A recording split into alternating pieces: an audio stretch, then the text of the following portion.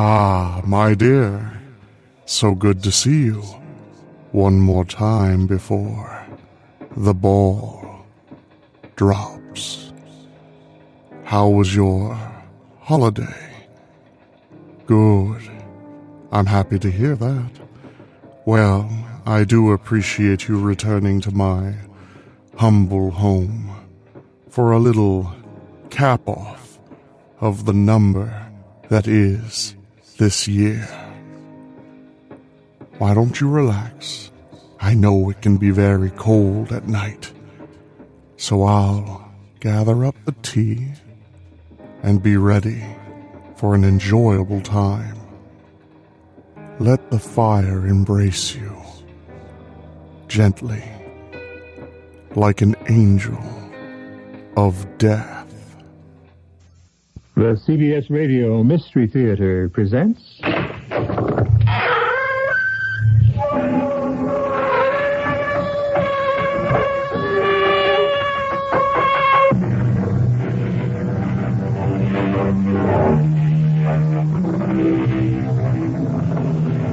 Come in. Welcome. I'm E.G. Marshall. Do you believe in ghosts? Oh, not necessarily the old-fashioned kind, dragging clanking chains behind them, the fetid odor of the grave, voicing the ghastly groans of souls in torment, or threatening some terrible supernatural justice that they intend to wield. I'm thinking of gentler ghosts who have your interest in mind, not your destruction. No consciousness yet, Kathy. No. How's the scope, nurse? T waves are almost flat. What happened, Bruce? Potassium imbalance. She must have lost too much. Can we save her? We damn well better. Stephen Champion signed his death warrant for this child. She's got to come through. Stephen had every reason for living.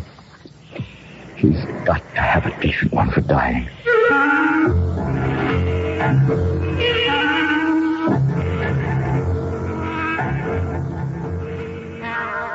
Our mystery drama, Angel of Death, was written especially for the Mystery Theater by Ian Martin and stars Marion Seldes and Michael Wager.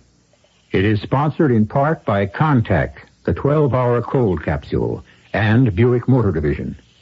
I'll be back shortly with Act One.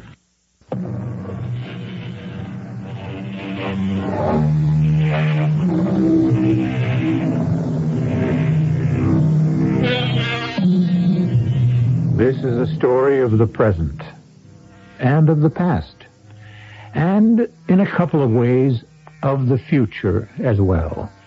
It is also a story of life and death, death both violent and accidental, and death that is natural and supernatural. It is a haunting story in the actual and also the figurative sense. It is a story of hope deferred and renewed. And it begins with a wildly emotional threat. I could kill you, Frank. Dee Dee, darling, for Pete's sake, get hold of yourself. How could you dare? Everything I have to remember him by and cherish him by, you throw it out like discarded rubbish. Do you think it didn't tear my heart out to do it, too? I don't care what it did to you. All I know is what it did to me. You deliberately buried every memory I have of my son. Your son? Our son. If after what you've done can make you pretend he meant as much to you. I resent that. Well, I resent that you constitute yourself God. Or an amateur psychiatrist, whatever you think you are, to strip his room bare of all my memories. Dorothy. Dorothy, we lost our boy. I was involved, too, just as much as you. But to continue to keep Jimmy's room as a sort of shrine, that was sick. To moon over the first sleeping animals we gave him, the bat and glove, I was sentimental idiot enough to give him too soon.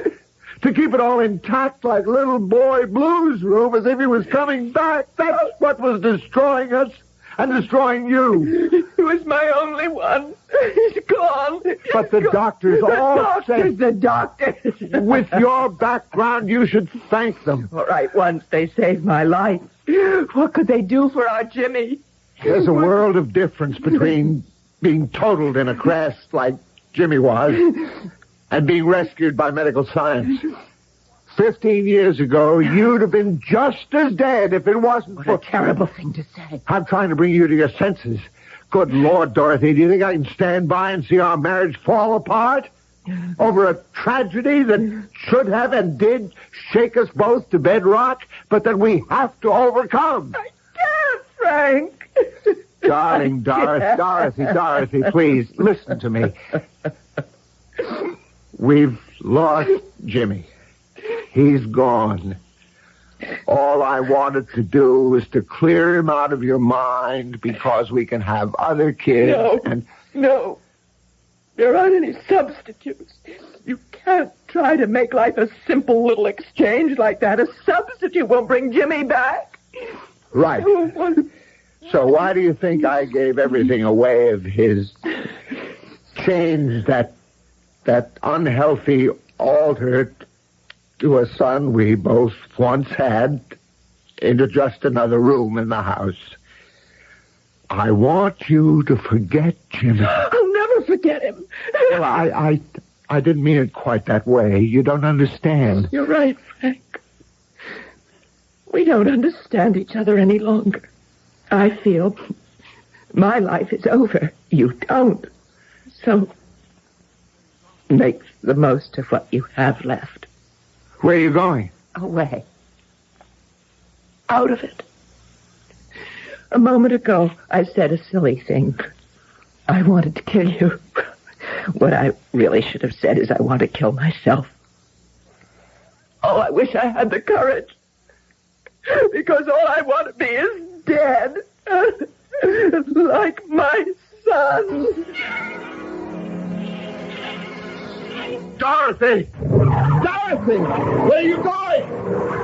Dorothy! No! Come back! Come back!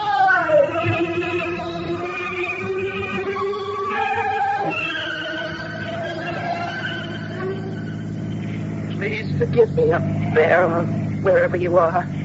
If you are.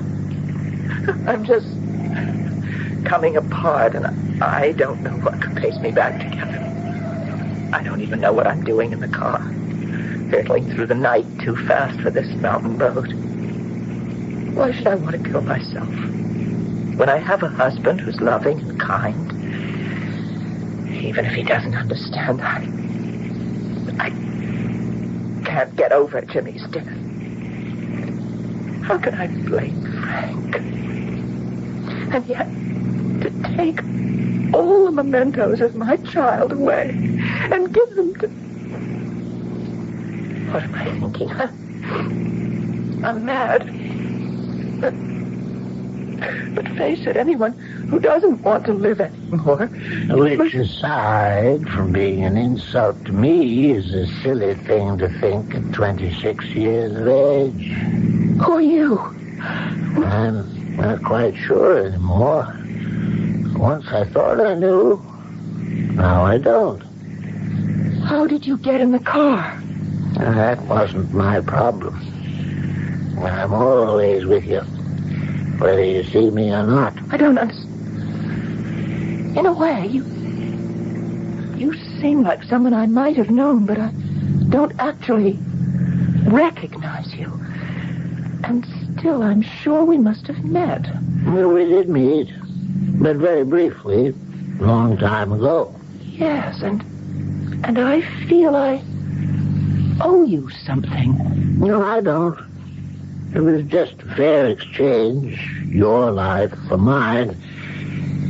And between us, I don't think mine could have been saved. I'm puzzled. I don't... So many things that puzzle you, aren't there? Yeah, I must be seeing things, thinking things. I am alone in this car.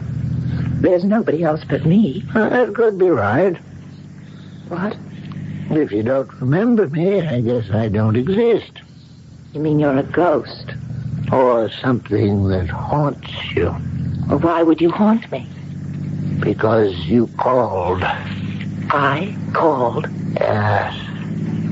Something to do with your conscience, I might imagine. My conscience? I think it's troubling you. This is all crazy. Who are you? You still don't remember? Something. I must be mad talking to myself. You can't be here. There was nobody but me in the car when I got in. What are you doing here? Where are you from? From inside your mind, buried deep in the layers of memory. What am I here for? To save you from yourself. Well, what does that mean? You blame your husband for your son's death? Yes. Oh, no. Is it the thing that matters? The only thing that matters is when Jimmy was lost, we lost each other. I'll never find my way back to Frank, to what we had. Jimmy stands in the way. He always will. And so you're running away into the night. To do what? Oh, I don't know how to get away from it. I can't stand that empty room. And an empty heart. You know you can't fill either of them up by running away. I know. Do you have some other idea? Did you want to kill yourself? No. Oh, no, I don't believe in that. Huh? Are you sure? Look at your knuckles. Dead white because your hands are clenched so tightly on the wheel. Look at your right foot. Jamming the accelerator to the floor. Look in your heart. Consciously or subconsciously, didn't you have something like this in mind?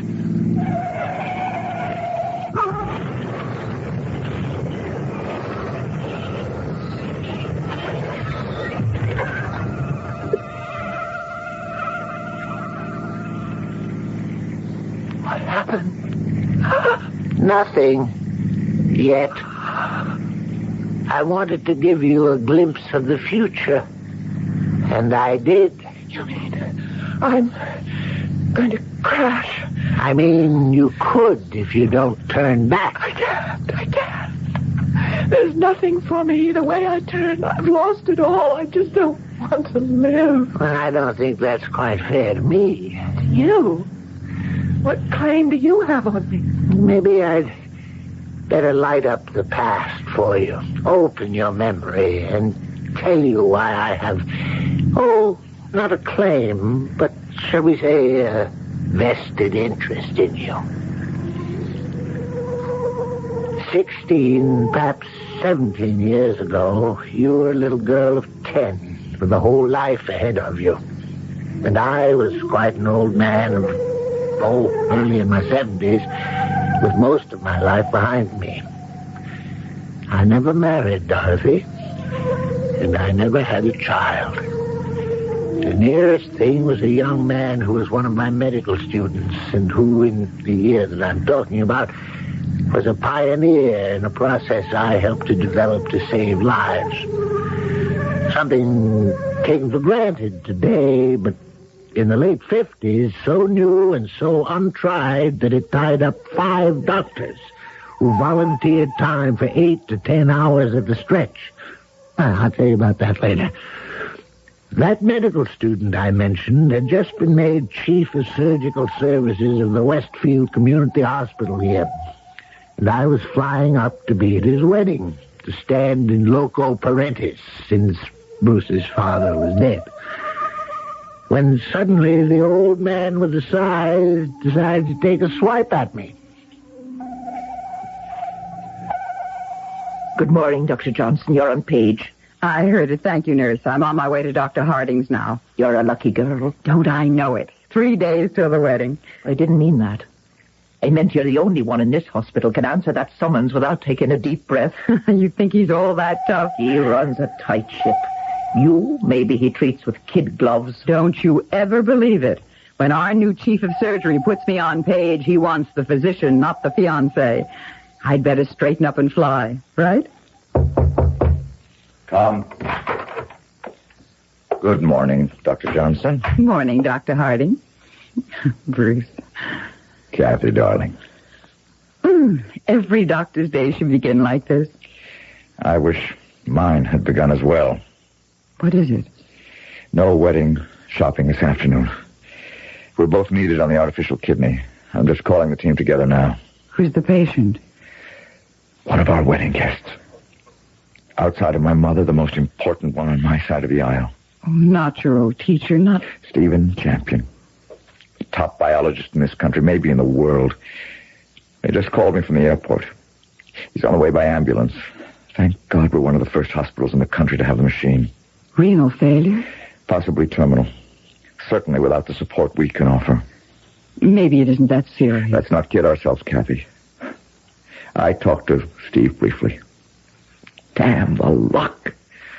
One of the great men of our century, teacher, scientist, Nobel Prize winner, pioneer in every kind of perfusion pump, including the kidney machine he's coming here to use. And the nearest thing to a father I've ever known. Oh, don't sound so hopeless, darling. Face it, Kathy, he's not young. But, well, the way things go today, there's always hope. Stephen's given his whole life to medicine. The least we can do is try to save what's left of it for him.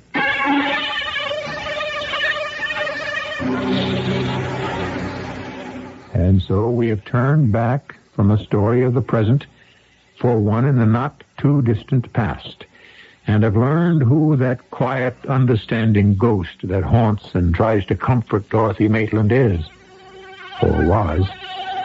But how was his fate tied in with hers?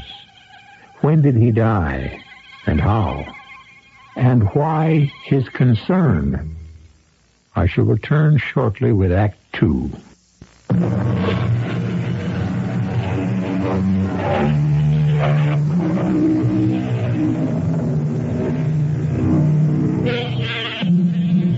It is incredible to think that hemodialysis, or the artificial kidney, is a standard piece of supportive equipment available in any hospital today. In addition, it is small and portable. Medicine marches with such giant strides. Less than 20 years ago, hemodialysis was a new and only hope to preserve the patient's life. Transplants were still a thing of the future. Atkins, what's this note about little Dee Dee Blake being scheduled for surgery? Dr. LeBar's orders, Dr. Johnson. She had a reverse. When? During the night. Why wasn't I notified immediately? Well, the chief resident knows you're going to be married next week, and since Dr. LeBar is standby on the The case... resident stuck his neck out. I'll be glad to lop it off for him later. My patients get my service. I'll have time to check Dee Dee before I go to the kidney room. I want to examine her myself. Will you see that she's prepped while I change? Oh, and notify Central where I'll be in case Dr. Harding needs me. You can put Mr. Champion over there, orderly. Brought me straight to the monster, huh, Bruce? With a stop along the way, Steve. I examined you in the treatment room, ran off some tests. Oh, did you now? I don't remember that. I must be worse off than I thought. Am I? Just routine. I have to establish the balance of chemicals for the bath. Coming to the point, I think you know that I'm a hard man to con. I do. We owe each other the truth, don't we, Bruce? Yes, Steve. But you know it as well as I do. Yeah. I would have liked to see you married and drunk some of your champagne, but I have no other complaints. It's been long roads, and there has to be an end sometime. Not yet. Not by a long shot. I wonder. The artificial kidney saves lives every day. I helped to build it for that. Steve, 10 hours on it, and your own kidneys will be strong and healthy enough to fight the uremic infection. I'm old, son. And I'm very, very tired. Why continue the fight? There's no one to battle for, no one of my own to mourn me. That's simply not true. No wife, no child, no issue. When I cease to function, then I am gone, like a snowflake melted on a river. Not for me. You'll never be gone. For a whole generation of people whose lifespan has been lengthened by your discoveries. Besides, you yourself have left us the means to prolong yours and the team of doctors I've assembled here to make sure it is prolonged. Is this poor old carcass really worth all that trouble? In my book, it is. Not only for this machine alone, but all the others you've worked on, the breakthroughs you've made. Who in the world is more worth it? Make me sound like an entry in Who's Who. Dry words in a dusty book. My epitaph. What I do or achieve in my lifetime will be a drop in the bucket next to what Stephen Champion has contributed. We need you for the next breakthrough. You're a better con man than I gave you credit for.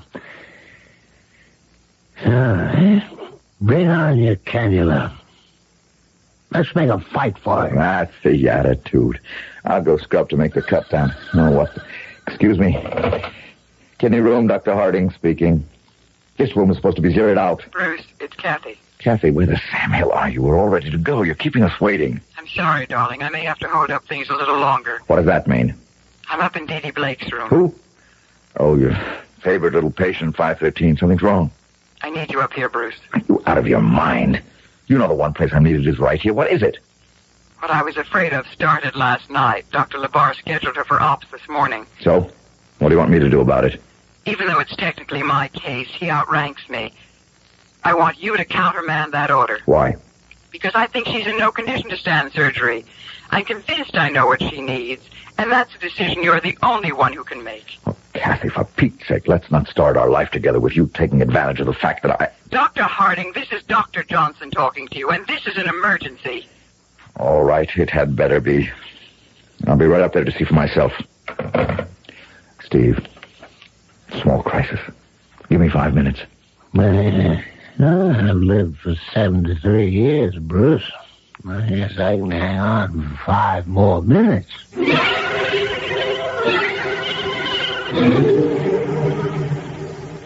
And I don't like doctors anymore. Even Dr. Johnson?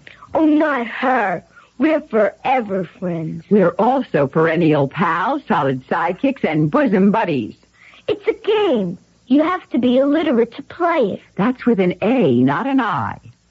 Of course. If you were illiterate, you couldn't play. Illiterate means the first letters of both words are the same. Or any number. Like in Peter Piper picked a peck of pickled peppers. Or a big black bug bit a big brown bear.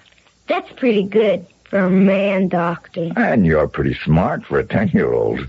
Well, Dr. Johnson taught me. Old Dr. Labar never could. Anyway, he has a mustache. I'm glad Dr. Johnson doesn't. But you know, Dr. Labar is a very good doctor. I don't think so. He wants to operate on me again. He told you that? Just last night. He said I had one bad old kidney that was poisoning the other one, so he'd have to cut the naughty one out. He talks down. You know. But you won't let him, will you? Talk down? No, take it out. We'll try not to, Dee Dee. Do you mind if I ask Dr. Johnson some questions? Can I listen? If you want. But I bet you won't understand. What's the blood urea nitrogen in the last 5 days? Wednesday, 94. Thursday? 115. Friday, 138. Saturday? Same, but today, 225. What's the phosphorus count? 7.5. Renal acidosis. Low calcium. 6.8. Creatinine. 5.4. You don't sound like doctors. Oh? What do we sound like? Quarterbacks, learning plays. I help my brother with his playbook. He's one. A doctor. No, a quarterback. He's only 15. I don't care. I'm so tired. Nurse, get her back on IV. Come over here, Kathy. What do you think, Bruce? I think LeBar was right. No question one kidney is seriously infected. I can tell that even from palpation. There's obvious bilateral involvement, not only indicated manually, but from the output. So you agree to the operation? Absolutely not. She's in no condition to take it. Then you know what the answer is. Chemodialysis. That's why I called you up here. After Stephen Champion. It could be too late. She could recover spontaneously. Dee Dee is young. It's her youth that concerns me. She's just a little girl with her whole life ahead of her. But Stephen Champion... Oh, darling, I know how much he means to you. What a terrible thing I have to say. But which is the most deserving? You cannot ask me to put Steve's life on the line. Yes, nurse, what is it? It's Dee Dee. She's gone into coma. I'll handle this, Kathy. Check Mr. Champion downstairs. I'll be with you the first moment I can. You want me to set up the kidney machine for Dee Dee instead? I don't know. How can I ask a man like Stephen Champion to risk giving up his life? Me, of all people. How can you ask a child to give up her right to it? Oh, my darling, why must I be the one to ask you to make such a decision?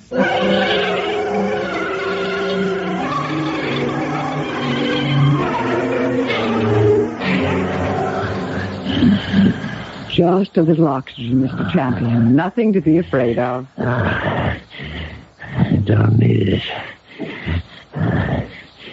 At my age, there's nothing left to be afraid of. Oh, everything. Who are you? I'm Dr. Johnson. No, you're not. You're Kathy. Sorry I held things up. It's all right. You're the girl Bruce Harding's going to marry. Guilty as charged. Oh, no. Life is for the young. And I wish you all its wonder. Bruce will be right down. It's my fault he's delayed. I'm sorry. I'm not. It gives me a chance to talk to you a moment. Just tell me about this little patient of yours. Why do you want to talk about Dee Dee Blake? I have my reasons. Female? Most definitely. Attractive? Adorable. Big, dark, haunting eyes. A complete femme fatale. She's 10 years old. What's the matter with her? Well, it should have been just a simple appendicitis, but it perforated. Peritonitis? Yes. I begin to see a pattern. Probable sulfur reaction, huh? That's right. The threat of renal failure. Too late for surgical procedure. How could you know all this? I heard enough from this end when you were talking to Bruce to make an educated guess. I suppose it's quite a problem, doesn't it? I don't follow you. Of course you do. She needs hemodialysis on an emergency basis, as I do. One kidney machine to serve two emergencies. Which do you save first, huh? 10-year-old girl with the dark, haunting eyes who might have the reserves of strength in her own young vitals to recover? Or a weak old man with possibly great contributions left to make to society, but who stands a good chance of not making it, even with supportive measures. No time to convene the death committee. This one's on Bruce alone. It's one heck of a hot potato you handed your husband to be, isn't it, Kathy? I wonder what he'll do.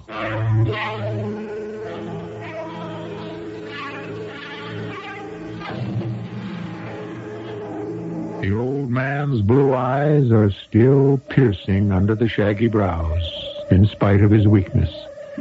Kathy is held immobilized, aware now that her fondness for her own patient has forced an unbearable choice on the man she loves. I'll return shortly with Act 3.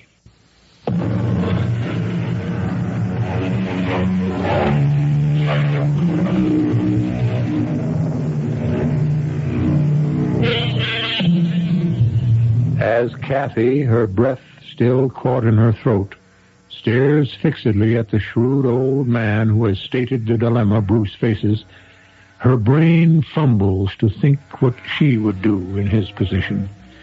And on a personal and selfish level, while wondering how Bruce will react, she cannot help a twinge of fear at what his decision will do to their personal relationship, whichever way it goes. Tell me about your patient, Kathy. Tell me about this Dee, whatever her name is. Is she intelligent? I think so. Uh-huh.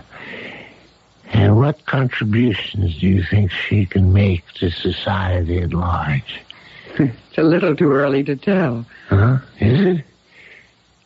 Does she have good pelvic construction? Will she bear healthy children? I'm sure she will someday. So, that's Dee. Now let's have a look at Stephen Champion. Do you know what I'm working on, or was, before I was hospitalized? No, I don't. In a complex field, the collagens.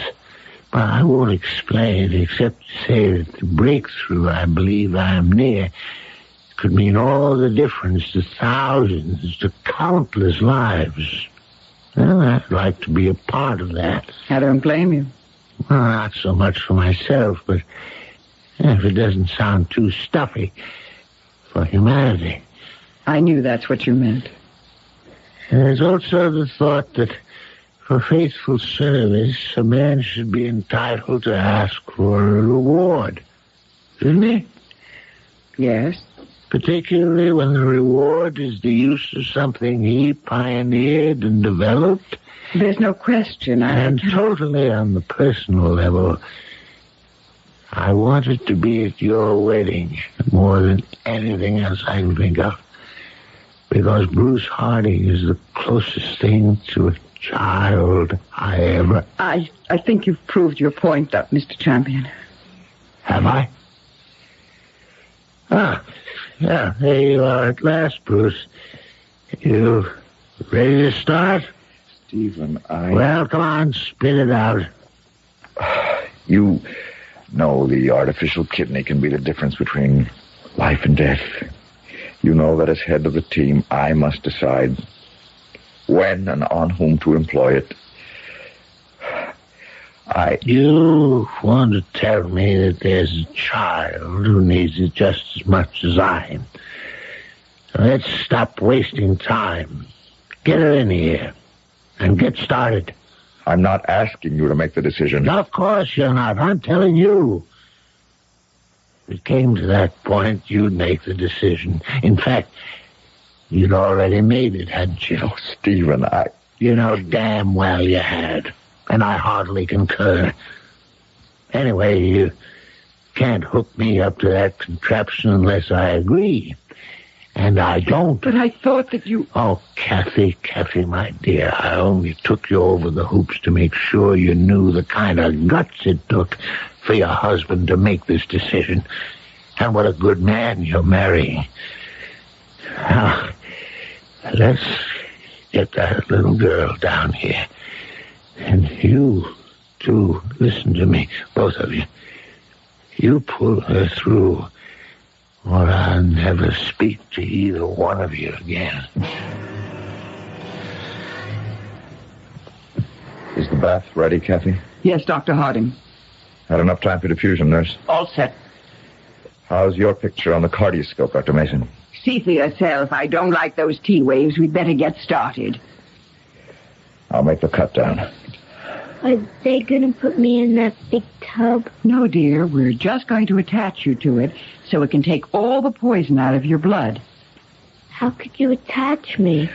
I'm just going to make a little cut in your arm. Right here. And put the magic tube in. Will it hurt? No. Dr. Johnson is putting something on you so you won't even feel it. I can't even feel my heart now. He won't let it stop. I won't let it stop, Edie.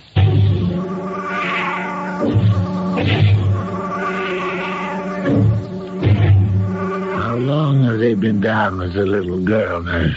Only a couple of hours, Mr. Champion. Long time to go. Man never grows too old for new experiences.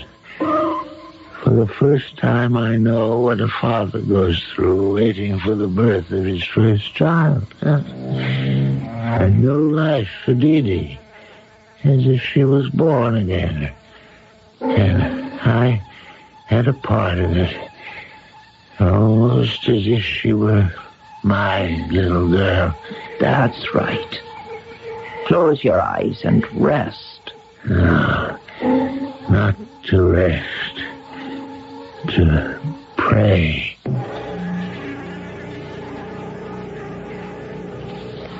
How's the scope, Doctor? T waves are almost flat. What happened? Potassium imbalance. She must have lost too much. But can we save her?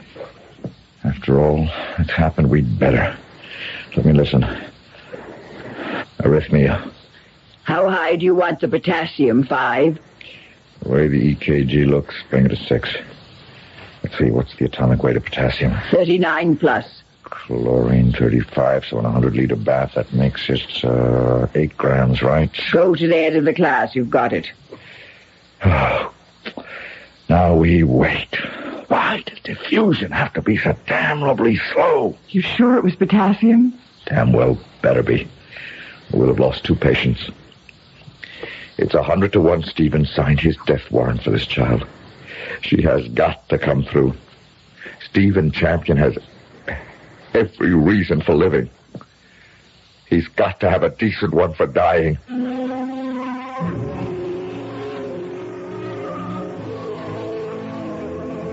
Morning, Stephen. Roy? That's you, Bruce.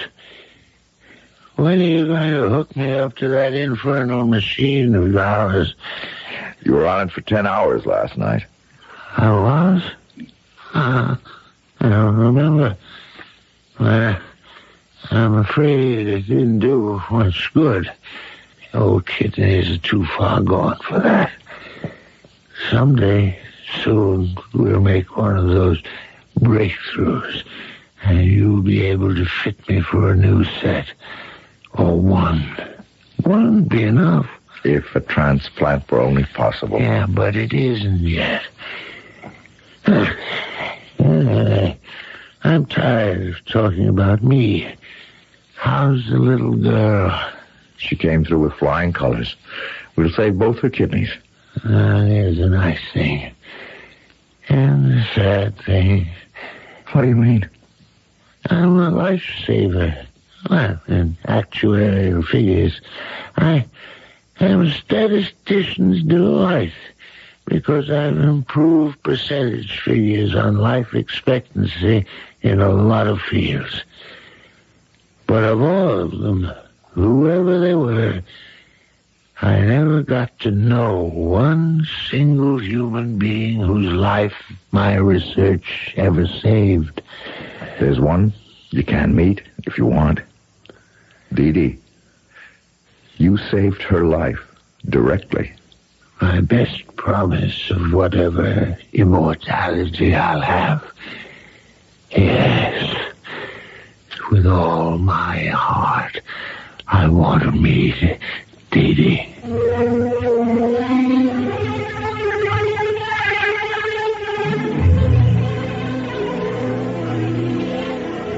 So, you're Dee. Yes, Mr. Champion. How you feel, Dee? Real good, thanks. How do you? Oh, tolerable. Tolerable. If you want to feel real good like me, you should have Dr. Johnson and Dr. Hardin fix you up. Ah, that's just what I aim to do. They're a team. And a good one. The only thing is,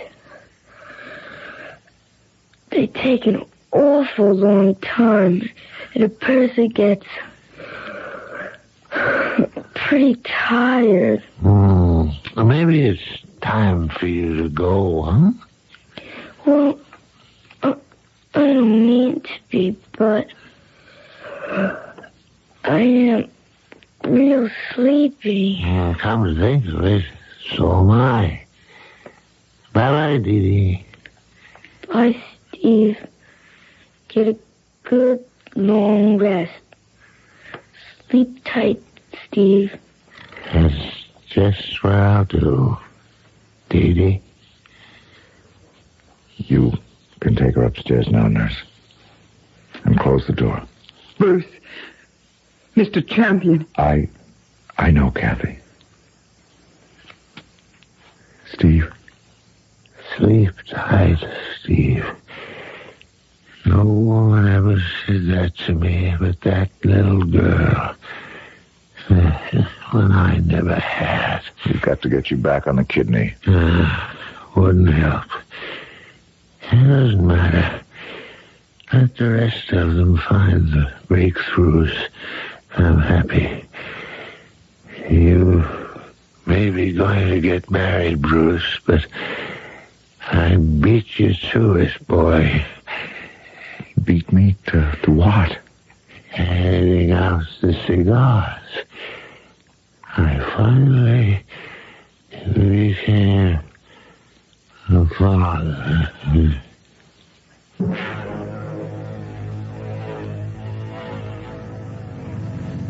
So that's who you are. That means you are dead. You're a ghost. Oh, I can think of pleasanter terms. Let's say your guardian angel. I let you pull over and park in that turnaround up ahead. Why? Now, you make up your own mind about that. Just be a good girl and stop there as I tell you. All right. Yeah, that's better. Nice and quiet. Easier to think. I remember everything now. I was so sleepy I didn't understand why I had to go and meet you. I owe you my life. You don't really owe me anything, Dee Dee. Except that in you I borrowed a little piece of immortality as long as you lived. Of course, if you don't, I lose that. Now I have to go. No, wait. How can I go back? I haven't the courage. I need help. You don't need help except from within yourself. You see, I really am a ghost, Dee Dee. I don't exist. Except in some dim, buried subconsciousness, perhaps. I never was there. But I've been talking to you. And just talking to you. You've come to a decision. If you have, it's your own. Don't you see? The only one you've been talking to is yourself. Yourself. Yourself.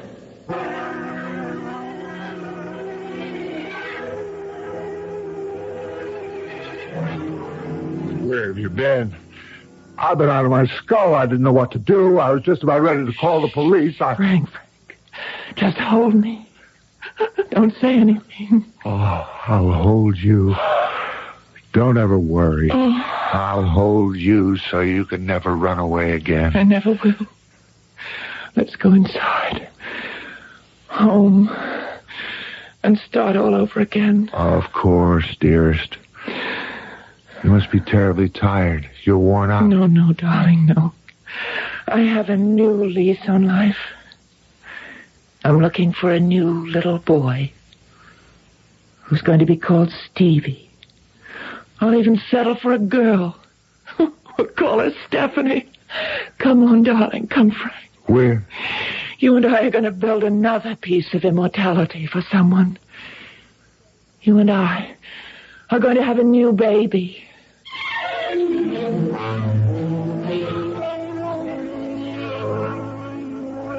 So Stephen Champion will achieve his piece of immortality after all.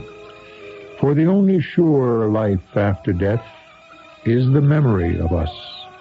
The memory that stays in the hearts and minds of our friends and our families and their children and their children's children. I'll be back shortly.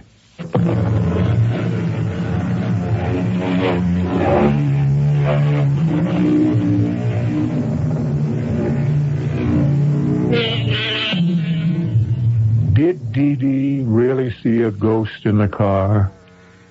Or was it just the evocation of a memory buried and forgotten in childhood, but still haunting the corridors of the mind? Doesn't really matter, does it? For ghosts are real. All of us carry them within us. Nor should the word ghost be feared. The most persistent of them are a heritage of our parents' love. As Steve said, a better name would be guardian angels. Our cast included Michael Wager, Marion Seldes, Robert Dryden, Hetty Galen, and Shelley Bruce. The entire production was under the direction of Hyman Brown. Well, I know it's been a few of these trips around the sun since you started visiting my place and time. I'm glad you've decided to continue.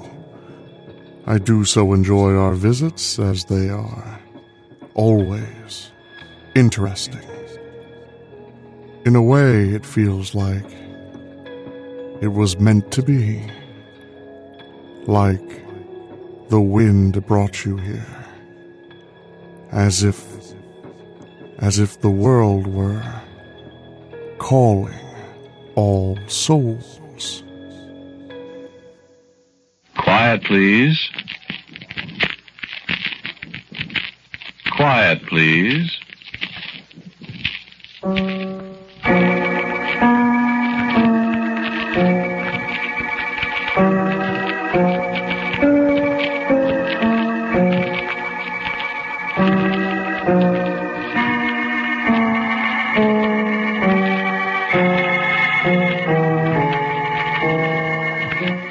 The American Broadcasting Company presents Quiet, Please, which is written and directed by Willis Cooper, and which features Ernest Chappell. Quiet, Please for today is called Calling All Souls.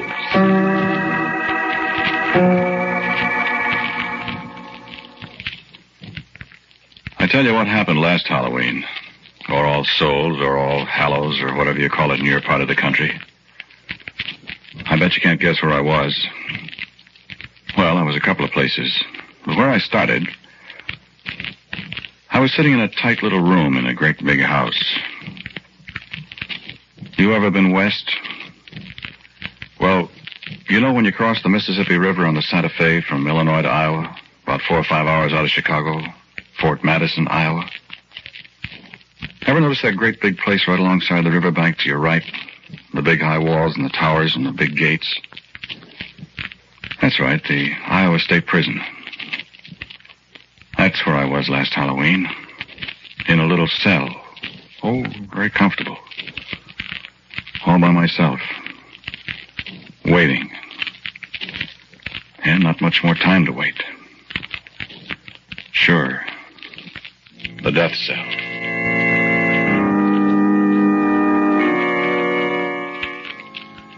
I was just sitting there playing solitaire on the edge of my bed, trying not to think of what was coming up and thinking of nothing else but that. I was pretending I'd paid the house $52 for the deck and The house would pay off $5 for every card I got in the top row. I was $32 to the good this particular hand. I didn't hear anybody come up. I didn't hear anybody except the guard walking around till this voice spoke to me. Red 9 on the 10 of clubs, Louis. Oh. Hello, Delbert. Yeah, that's right. Coming in? Yeah.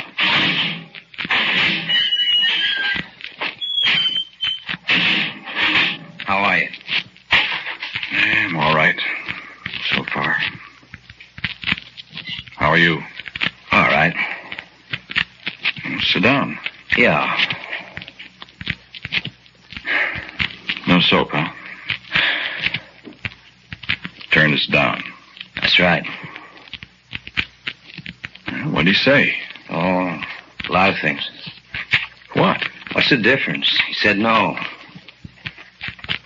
It's tough, Delbert, when I didn't do it. It's tough on me, too, Louis. Yes, but they're not going to hang you. I begged him to give you a 2-week stay at least, but he said his conscience wouldn't let him. Conscience, huh? He said if he felt I could turn up anything at all in 2 weeks, he'd be tempted to give you the benefit of the doubt. You've had 3 stays now. Could you turn up anything? Louis. Yeah, I know. I've done everything I could. I know. But I didn't do it, Delbert. I know you didn't. But proving it. You want to play cards? I guess I don't want to play either. Well, I've done my very best, Louis. My very level best. I know. It's pretty tough on me, though. Ain't it? Certainly is. No hope at all? No hope at all. No witnesses, plenty of motive, your fingerprints all over everything? I remember. Only I didn't do it. Who did? You got any idea, Louis? No idea at all. I thought maybe. I just opened the door after I'd knocked a dozen times. I just opened the door. There they were on the floor, I told you. I know. And I was so shocked. You know, I couldn't help it. I tried to... That's how I got the fingerprints all over. You told me. I admit I didn't like Harris. I didn't go for Etta very much either.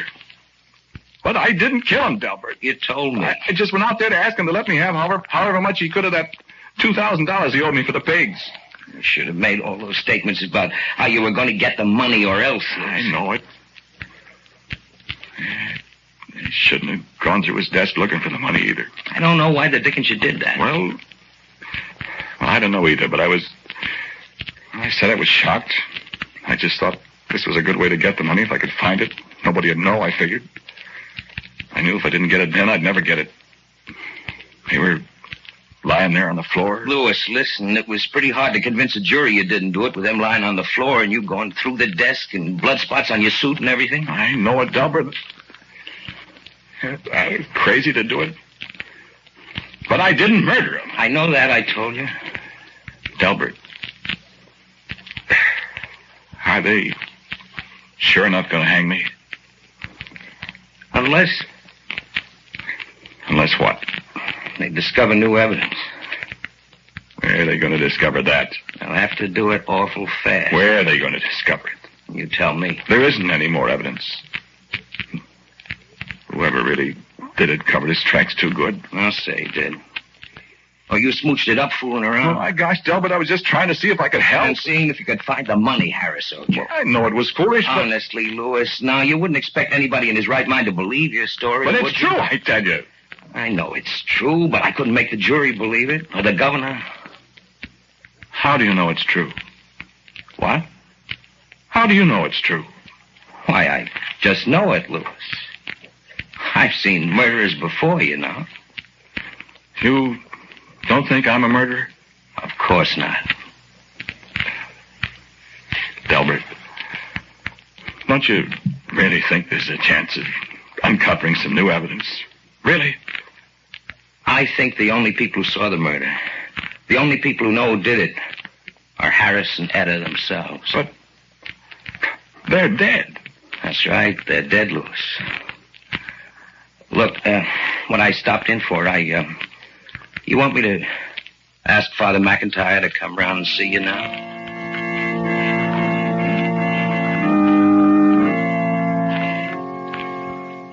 13 steps up with your hands fastened behind you. 13 steps. Stop and turn around. The man says, stand here. Look down the 13 steps at the reporters, the doctor with a stethoscope hanging around his neck. Feel a man tying your feet together. Feel the floor give a little underfoot. See how the man stays away from the little trapdoor, reaching out to make the rope tight around your ankles. Listen. Father McIntyre's voice in your ear. A little rustling behind you and the black hood over your head, and you can't see anymore. But you can feel the rope as it brushes against your neck, a little hairy and creepy crawly on your skin. The weight of the knot, 9 turns on your shoulder. The floor gives a little underfoot. No, I can't. I can't. I thought I didn't do it. I tell you, I didn't do it. All I could think of was what my lawyer said, what Delbert said before he got up and opened the door and went away. The only people who saw the murder, the only people who know who did it, are Harris and Etta themselves. And Harris and Etta knew I didn't do it. Maybe they didn't know who it was that did it, but they did know that I didn't do it. Maybe they didn't. And maybe they did. Maybe they did know. Maybe they could tell me. Maybe they could discover some new evidence, the way Delbert put it. Maybe they could tell me where to go, who to look for, what I'd find. I could tell it all to Delbert. He could go tell the governor. I'd get a stay. Maybe the evidence would be good enough so they'd let me go. Maybe they wouldn't hang. But Harris is dead. And Etta's dead. I saw them dead on the floor of their house when I went. And they accused me of murdering them. They found me guilty. I'm in the death cell, waiting. Harris, Etta, don't let me die. Don't let them. Etta, Harris, have mercy on my soul.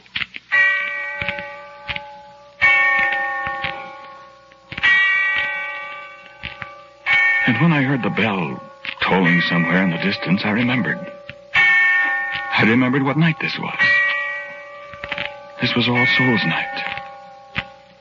This was the night when the souls of the weary dead walked the earth again. I remembered when graveyards yawn and tombs give up their dead. And the sound of the bell tolling away in the darkness of early evening. Calling all souls. Calling all souls.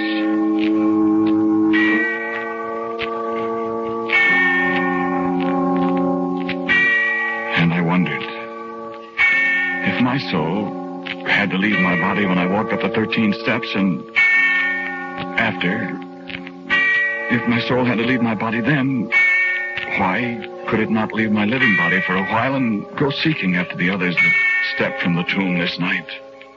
The souls of the weary dead, the souls of the unhappy dead, the murdered, the kindly souls that knew.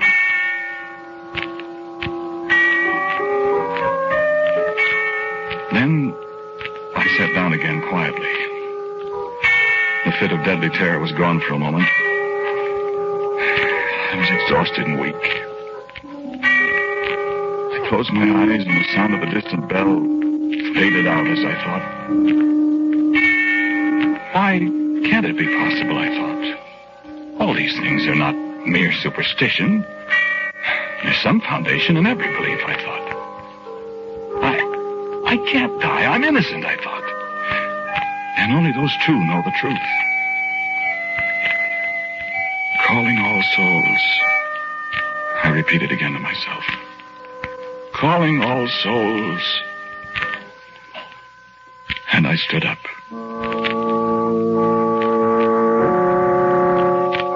I stood up in that brightly lighted, sorrowful place. And as I rose, I turned to look behind me. And there, on the bed, still in an attitude of despair, sat my body. And in a flash of darkness, the place faded away. The stone walls and the iron bars and the bare, narrow bed. The man in prison uniform seated motionless on its edge. And I stood alone in the darkness of a place I knew. Tall marble shafts gleaming faintly in the starlight. Curving gravel roadways hedge-bordered. And the scent of moldering flowers in the darkness. The dry rustle of a weather-beaten flag at the head of a low mound beside me. And loneliness. All aloneness pressing inward upon me like a living thing. The eve of All Souls. And suddenly, quietly in the cold shadows, little whispers of innumerable voices. The voices of the wandering souls that hastened past me, seeking their dusty desires across the face of the world they once all knew. And then a voice, speaking to me in the dark, speaking my name in the darkness, calling me. Louis! And another voice. Louis! And I knew I had won, for these were the voices of the two they said I murdered. Why, of course you didn't, Louis. Of course you didn't. And a little child, a little boy, ran up in the darkness and took my hand and laughed to hear my name. You remember little Tommy, our little boy that died when he was 6? And I remembered. And in the darkness I saw many another I'd all but forgotten. Charlie Cullum, that was killed at Romaine in the Argonne 30 years ago. Albert Newhouse, my Boy Scout comrade that drowned so many years ago. Grace Williams, who died at her husband's hand. Crowds and crowds of the ones who had gone before, spending this, their brief holiday on their well-loved earth. And I, the only living soul among them, spending my brief moment with them to seek my life from them. On All Souls' Eve a year ago. And I said, help me. And Etta answered me. What is there we can do now, Louis? You know I didn't kill you, Etta. Of course. Of course. They're going to hang me for it. You didn't do it. But how can I prove it? Delbert said if we could find new evidence. There's plenty of evidence, Louis, to be found. Where? How? Why, let me see. He found the money. That's why you couldn't find it, Louis. But if he found the money, it must be gone by now. No, he has some of it left. But what good does that do? Why, there's a list of the numbers of the bills somewhere. They looked for it. They couldn't find it. Have them look in the bedroom, Louis, behind the 3rd drawer in my chest of drawers. I know where it is. It fell down there. Oh, that's wonderful.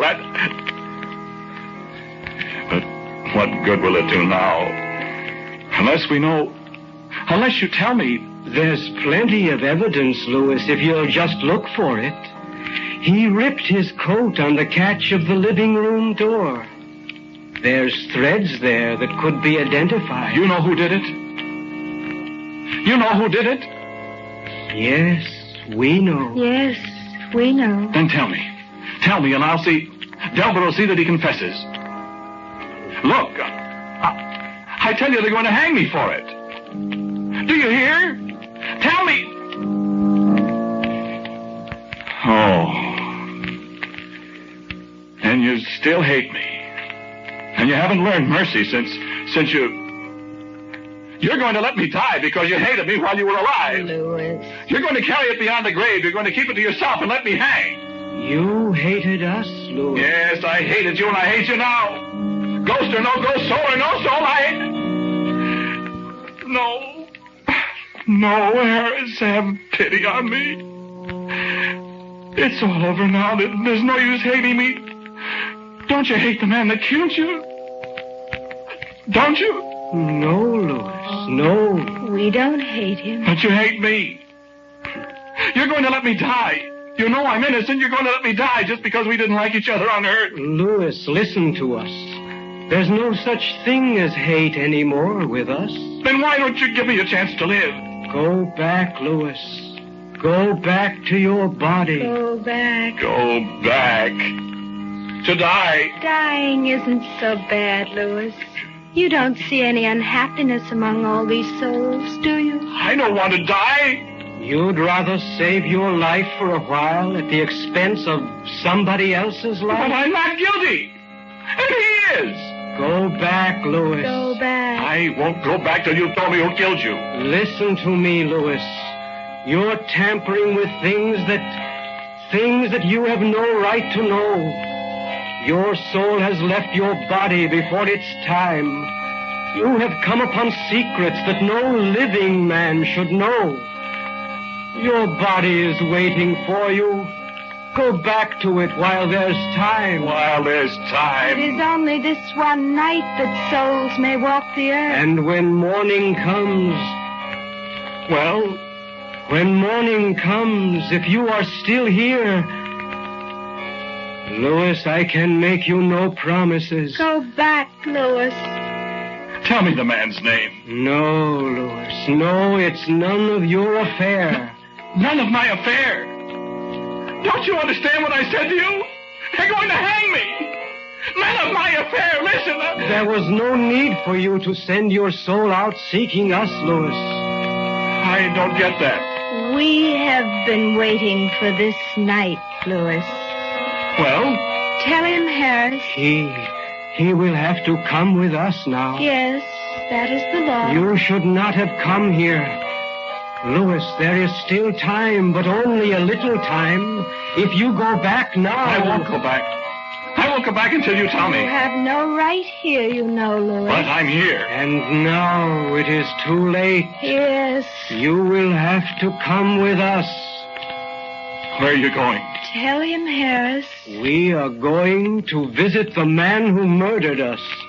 You what? I told you there was no need for you to come here, Louis. We have a way of taking care of this man. I don't know what you mean. Haven't you ever heard of haunting, Louis?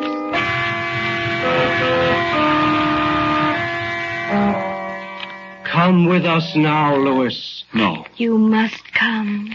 You're really going to haunt him? And make him confess? We are going to appear to him, Louis. What he will do, we cannot say. But when he sees us... Well, then I'm going back to the prison. No. I'll go back and I'll call the warden. I'll get Delbert. Tell him that there'll be a confession. Delbert will get me a stay of execution. Then when he confesses, I'll be... Who is it, Harris? Come with us and you will see. No, I'm going back to the prison. I told you, get things all set up. No, you changed your mind too late, Louis. Too late? Why? No, Louis. You have meddled too much. You have gone too far. The souls of the living have no place here. But you have come. We told you to go back while there was time, Louis. Yes, but... Now you must come with us. No. No, I want to go back. Come, Louis.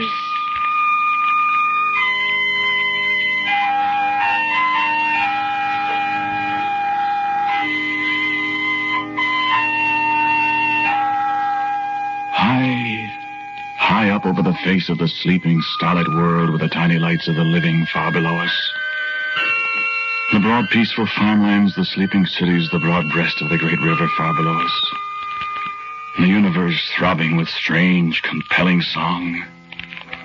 And above us, around us, the sense of a million souls. A million, a myriad, a countless multitude, returning joyously to their single night upon the earth they loved.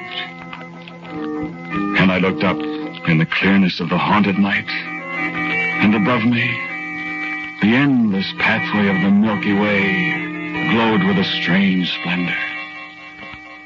And at her plucked my sleeve. The pathway of the souls, Louis. The way we all return. And I saw the features of the ones I had loved. Of strangers. Of men and women and little children. Of boys in ragged uniforms. Of bearded ancients and smiling babes in their mothers' arms. And on their faces in the sparkling night an expression of awful eagerness. Of long-awaited realization that this night they would once again rest upon the mortal earth. And even I, the only living soul amongst all the multitude of the dead, Even I felt an overpowering desire to set my feet again this moment upon the reality of earth. And I closed my eyes for a moment. And when I opened them, we three were in a room. And on a bed there was a sleeping man.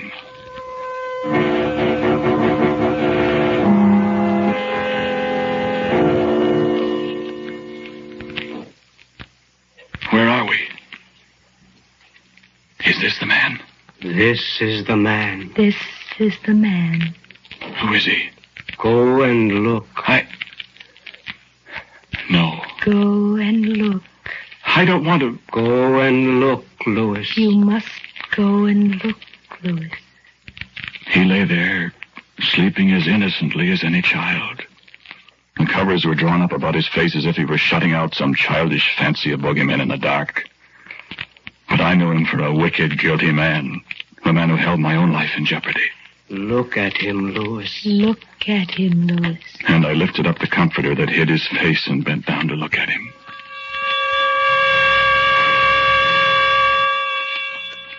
Delbert. Delbert. My friend.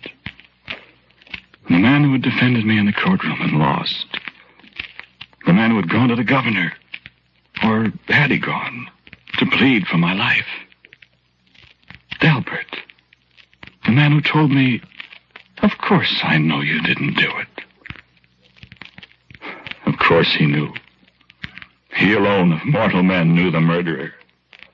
For the defender of the accused man was the murderer himself. Wake him, Louis. No. Wake him. Delbert.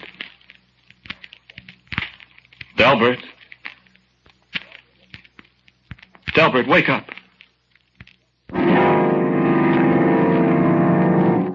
Louis! Louis, what are you doing here? He came with us, Delbert. Harris! Harris and Etta, Delbert. No! Now go away! You're ghosts! We are human souls, Delbert. Come to hear your testimony. No! No, I won't tell you anything. You murdered them, didn't you, Delbert? No! You murdered us, Delbert. No, I... Confess, Delbert. I didn't do it. You did do it. You, Louis! You can't be here. Confess. Well, I... Confess. Louis must hear you, Delbert. Louis! Louis, I did do it. I killed them, Louis. I murdered them. I knew I could throw the blame on you. I knew I could get you convicted and I could save myself. I hated them too, Louis. Oh, Louis. Louis, forgive me. Louis, forgive me. Forgive you, Delbert? Ask Harris and Etta to forgive you. Harris. Etta. We have already forgiven you, Delbert. But you have done a great wrong to Louis. You will be punished, Delbert. I'll confess. I'll fall to prison. I'm going back to my body now in the prison. Louis. Thank you. Forgive me. Thank you, Harris. Etta. Louis. I'm going back. Oh, Harris, you... Wait, Louis. What? Louis. Be quiet, murderer. What, Harris? You can't go back, Louis. I can't go back. Why? What have I... What? You must stay, Louis. Stay? Stay? Why must I stay? My body's back there in the prison waiting for me. I've got to get back and live. No, Louis. Why? Tell me why. Everything's all... What's the matter? You tell him, Delbert. Louis. Well? Louis. They hanged you half an hour ago.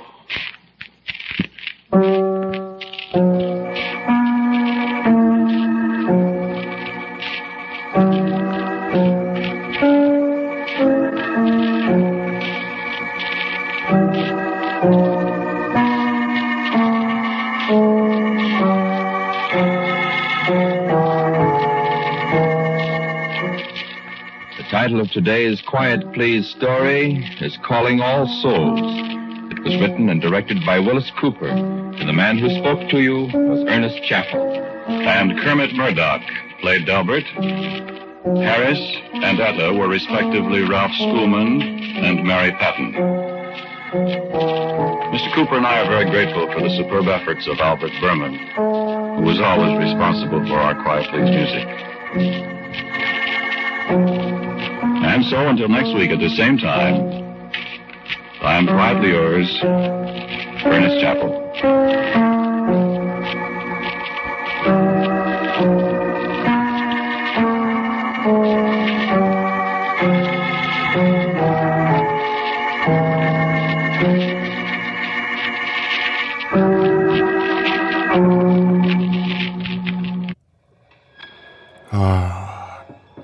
That feeling, that sense as the hour turns late. Nothing quite beats it. Well, what's that? Oh, no, not at all. Time is optional at best, but we don't have time to get into that, not right now. No. Allow me to make another pot of tea. Keep you warm. Keep you comfortable. Yes. Another to go. Another will go. It feels almost like 2 birds with 1 stone. Now, the Roma Wine Company of Fresno, California presents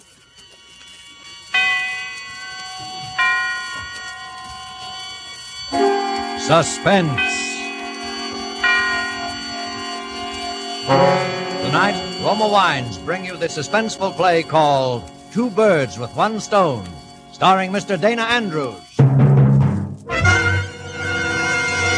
Suspense is presented for your enjoyment by Roma Wines. That's R-O-M-A, Roma Wines. Those excellent California wines that can add so much pleasantness to the way you live, to your happiness in entertaining guests, to your enjoyment of everyday meals.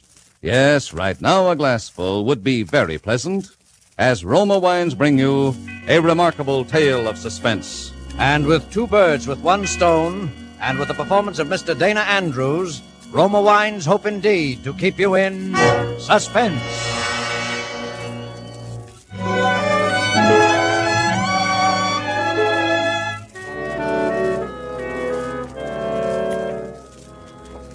You ready? That's the boy. Shh, not so loud. Not so loud. We want to surprise him. You don't want him to hear it before his birthday, do you? All right. I'll put the recorder on, and you're only to speak when I tell you to. Now, do you understand? Now, here we go.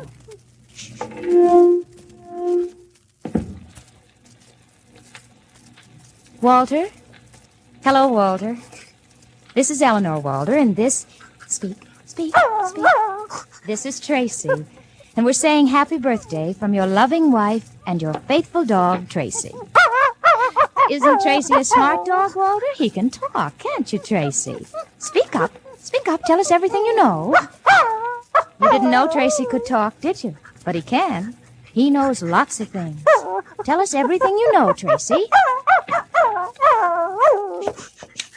Now, that's enough, Tracy. Do you want him to hear us? There. Now, the record's finished. We'll mark the label. Not to be played until May 17th, 1945. Eleanor and Tracy. There. Tomorrow we'll play it for him the first thing in the morning. I'll bet you're the first dog that's ever made a record. Now, what do you know about that, huh?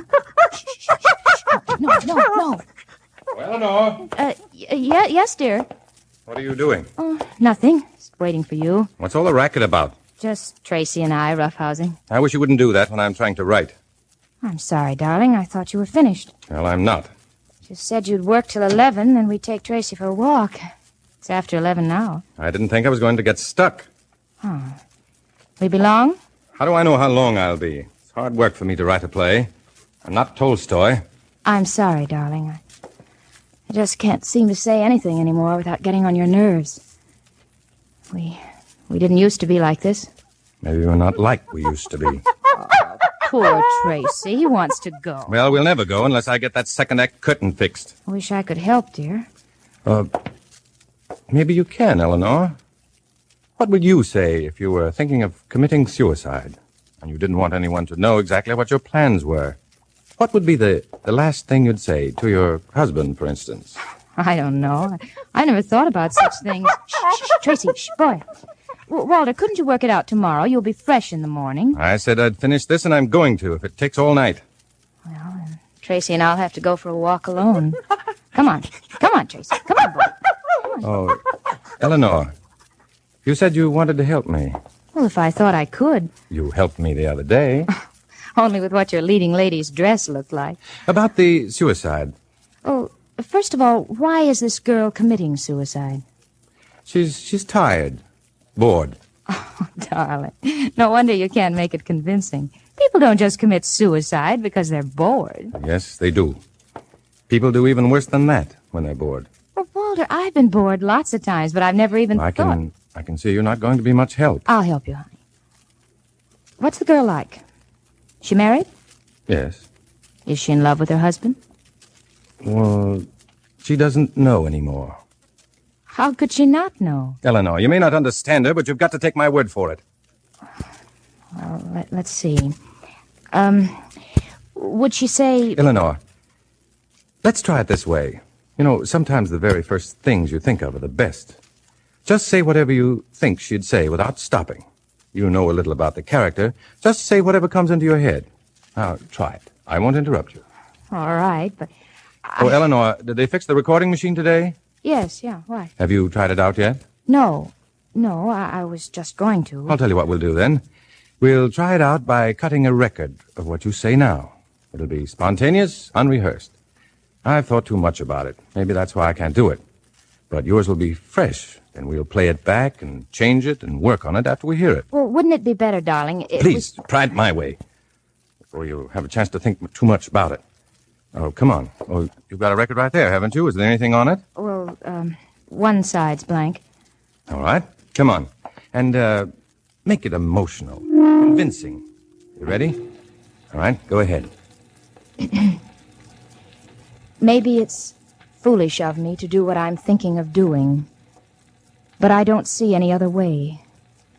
I'm confused and bored. I guess bored most of all. And maybe what I'm going to do will solve things for both of us. Goodbye.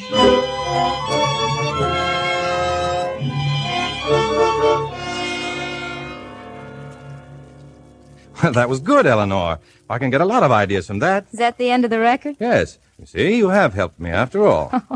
I thought it was terrible. I'm no writer, Walter. It was all right. Well, of course, I may change a word here and there, but it was all right. Really? Well, can we go walking now? Yes. Get your coat. All right, baby, all right. Here we go.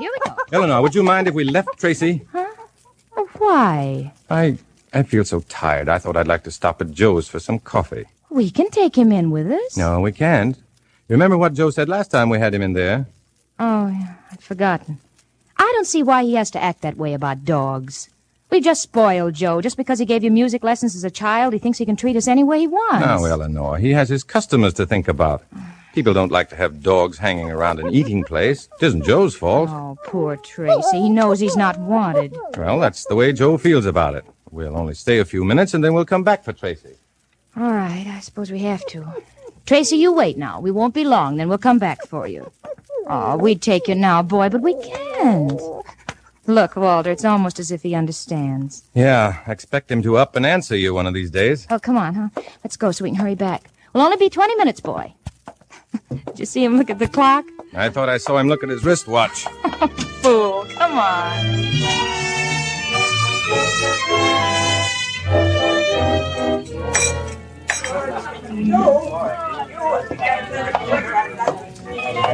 You know, old Joe's got a nerve not wanting dogs in here. Look at some of these customers. Don't be bitter. I don't think we ought to come in here anymore, even if he is an old friend of yours. It'd break his heart if we could quit coming here. You know that, Eleanor. How else could he worry about me and keep an eye on me if we didn't come in here once in a while? Look, they've got new records in the jukebox. It's about time. See what they've got. To say new, blue heaven, together, gloomy Sunday. Gloomy Sunday. I haven't heard that one in a long time. Would you like to? Let's order first. Let's sit at a table. Make him wait on us for a change. No dogs allowed. He's got a nerve. Honestly, I'd never... Shh. Here he comes. Now, don't start anything, Eleanor. Well, I'm off of Joe, and I don't care if he knows it. Good evening, Walter, Mrs. Faber. What'll it be tonight, huh? Well, hello, Joe. Just coffee. Well, you got any of that 7-layer? Yes, I think I can fix you up. Nothing for me. I haven't seen you in quite a while. You're not going to see me in here anymore at all, Joe. Huh? Oh, why not? Oh, Joe, never mind. We're in a hurry. But why do you say that, Mrs. Faber? Never mind. I'm going to play a record, Walter. I'll be right back. What is the matter with your wife? Maybe I did something? No, Joe, it's nothing you've done. But you notice it, too. I notice what? How depressed she is. Yes, but why? If you could understand women, Joe, you wouldn't be in this business.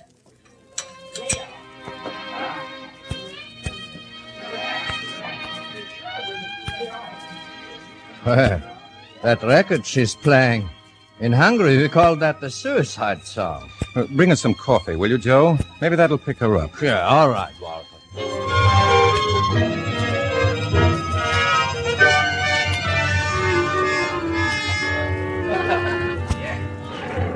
Well, even if you don't like old Joe, you've got to admit he certainly bakes a wonderful cake. I'm not interested. Let's go. What's your hurry? I don't like this place, and I'm not coming back anymore. Shh, not so loud. I don't care if he does hear me. Well, good night, folks. Good night.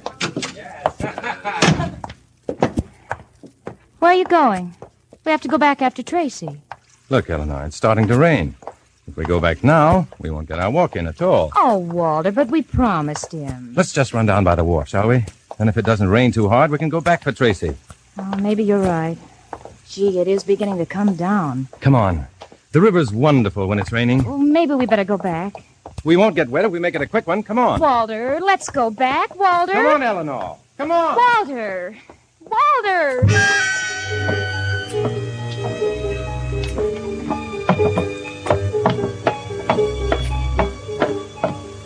Walter. Walter. Walter, where are you? Walter, I'm just soaking wet. Now, if this is a game... This isn't a game, Eleanor. Walter, you frighten me. Standing in the shadows like that. Come on, now let's go home. I'm just freezing. Look at the river. It's beautiful, isn't it? Oh, please, let's go home. Dark and mysterious. And dirty. Let's go back. It's not dirty, Eleanor. And if it is, it's dull, boring people who've made it that way. Whatever it is, I'm cold. I'm wet. Eleanor. Yes. Come over here. No, I'm going home. Look over the edge here. The way the water washes over the pilings. Oh, please, Walter, let's go home. Just a minute longer. Then we'll go. All right. But promise. Walter? Walter, what... Walter, what's wrong with you? Walter, let me go. Walter, no!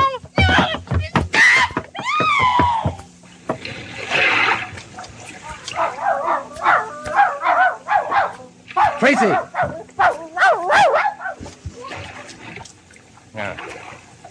Drown, you dumb cluck. Well, it's 2 birds with 1 stone, I guess.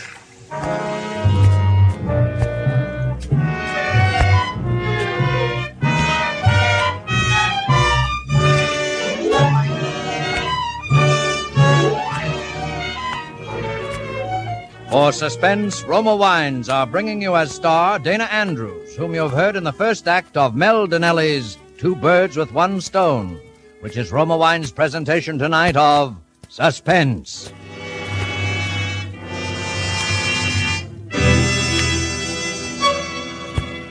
Between the acts of Suspense, this is Truman Bradley for Roma Wines. To millions all over the world, the name Elsa Maxwell stands for gracious hospitality. Her suggestions on entertaining are eagerly sought. And here's an especially timely one. Planning a simple dinner for friends during these days of food rationing calls for imagination in making plain dishes temptingly attractive. I suggest the simple, inexpensive touch that Roma lends, making party fare out of the most ordinary supper. Serve cool Roma California Burgundy with the meal. If possible, too, Dine by candlelight. The tart piquancy of deliciously robust Roma red burgundy and the soft, flattering lighting heightens the pleasure of dining. That's a grand suggestion of Elsa Maxwell's. Dinner by candlelight with distinctive Roma burgundy. Truly an appealing idea. Like all Roma wines, Roma burgundy is of unvarying goodness. The goodness of selected grapes, guided to flavor fullness by the ancient wine skill of Roma's famed wineries. Serve Roma regularly. It costs only pennies a glass. Remember, more Americans enjoy Roma than any other wine. R-O-M-A, Roma Wines. And now Roma Wines bring back to our Hollywood soundstage Dana Andrews as Walter Faber in Two Birds with One Stone, a tale well calculated to keep you in suspense.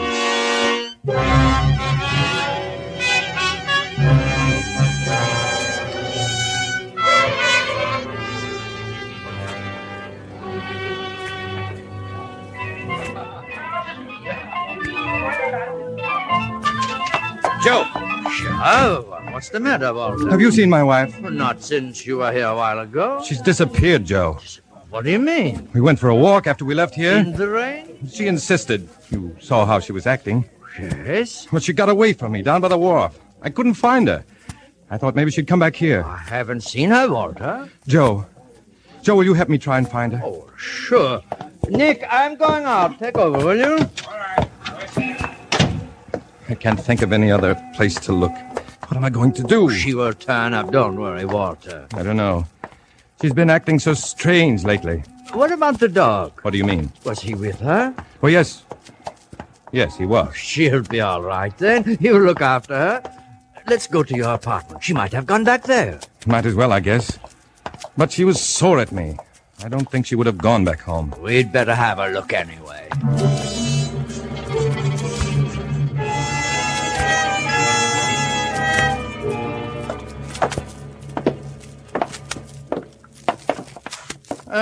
Look there, Walter. What's the matter? The door to your apartment. It is open. Didn't you lock it when you left? I didn't lock it, but I remember closing it. Maybe she's come back. No, she couldn't have.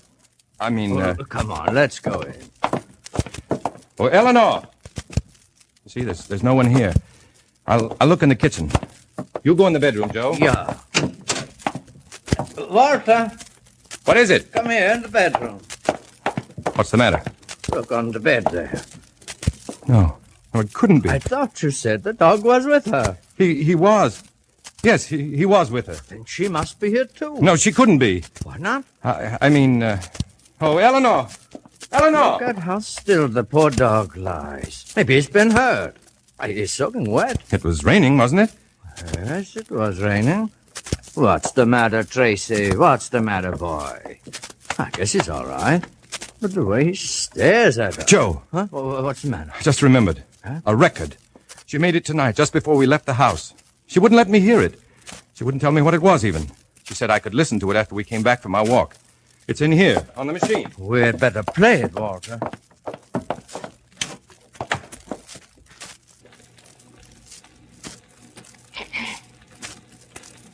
Maybe it's foolish of me to do what I'm thinking of doing. But I don't see any other way. I'm confused and bored. I guess bored most of all. And maybe what I'm going to do will solve things for both of us. Goodbye. I think we had better call the police, Walter. What for? To have them look for her. Oh, yes, of course.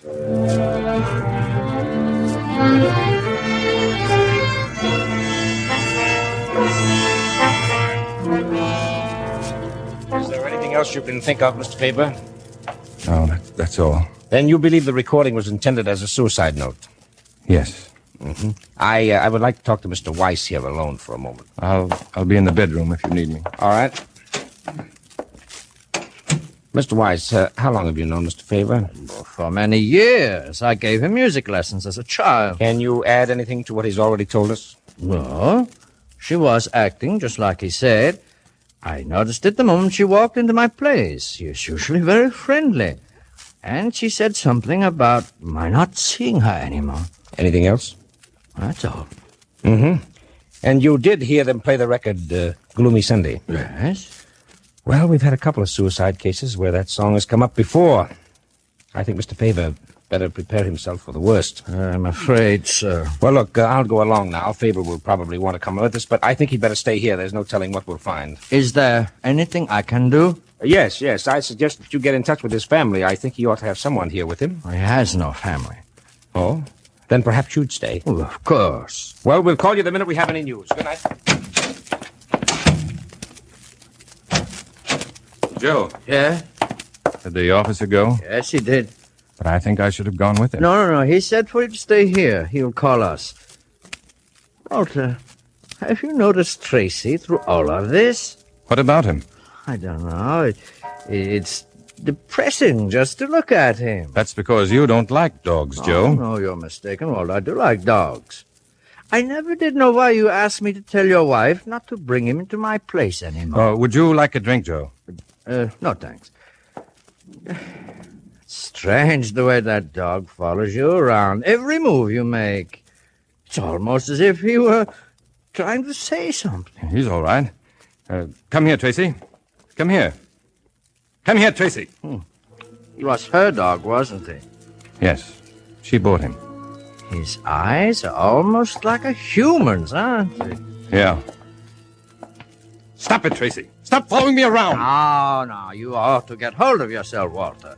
Yes, I guess I'm pretty upset with all that's happened. Tracy is too. He knows something's wrong. He doesn't know anything. Will you stop it, Joe? Huh? Oh, well, I'm sorry. We both need sleep.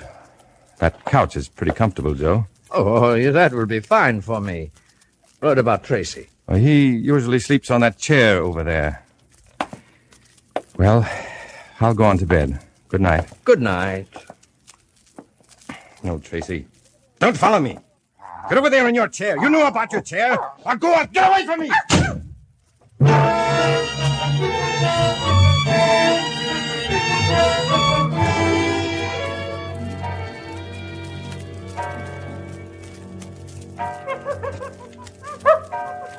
Joe. Just a minute. Joe, were you talking in there? Did you call me? No, I was asleep. You must have heard Tracy scratching at the door here. Joe, keep him out of here, will you? Keep him in the living room. Yes, I will. Joe, I've got to get rid of that dog first thing tomorrow. Maybe my wife and I will take him. No. Why not? Well, it'd be too hard seeing him around. I don't want to see him anymore. I don't want him around. Well, you better try and get some sleep. You can talk about it in the morning. Yes. Well, good night. Good night. Come on, Tracy. Come on, boy. You'll have to carry him. Pick him up, will you? Yes. Here we go, boy. Say, he has got something sticky around his neck here. He ought to have a bath. I'll get it. You stay in here, Walter.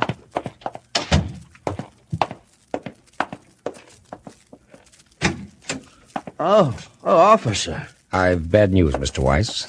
We found her. Where's Mr. Faber? In the bedroom. Well, you'll have to help me break it to him. Where did you find her? In the river. She must have struck her head on the pilings when she jumped off the wharf. Oh, no. She was in pretty bad shape. Her clothes were torn and her arms were badly lacerated. We can't figure that out. Well, I guess we better go into Mr. Faber. Yes. What is it? Have you... Walter, we have very bad news for you. I'm sorry, Mr. Faber. There's nothing you can do now. As we suspected, it was suicide. There's no need of your coming down now. There was identification on her, but we would like to see you in the morning. All right, I'll be down. Good night. Officer. Yes? Would you do me a favor? Why, certainly. This was her dog. Yes? I don't want him around anymore with her gone. Could you take him with you now? Well, this is a bit irregular. What would you want done with him? Just get him out of here. I don't care what you do with him. I know you're upset, Walter, but don't do this to the dog. Decide about it tomorrow. You may feel different. Don't stand there and argue with me, Joe. I know what I want. I'll get him out of here, I tell you. I guess you'd better take him, officer. You will have to carry him, I guess. Yes. Well, it's too bad. They'll probably put him out of the way. Yes, I know. Goodbye, Tracy.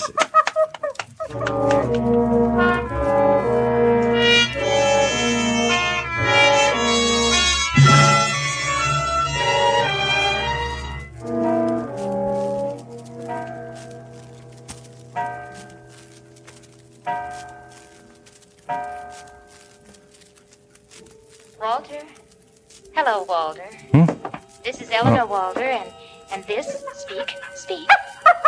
This is Tracy, and we're saying happy birthday from your loving wife and your faithful dog, Tracy. Isn't Tracy a smart dog, Walter? He can talk. Can't you, Tracy? Speak up. Tell us everything you know. You didn't know Tracy could talk, did you? But he can. He knows lots of things. Tell us everything you know, Tracy.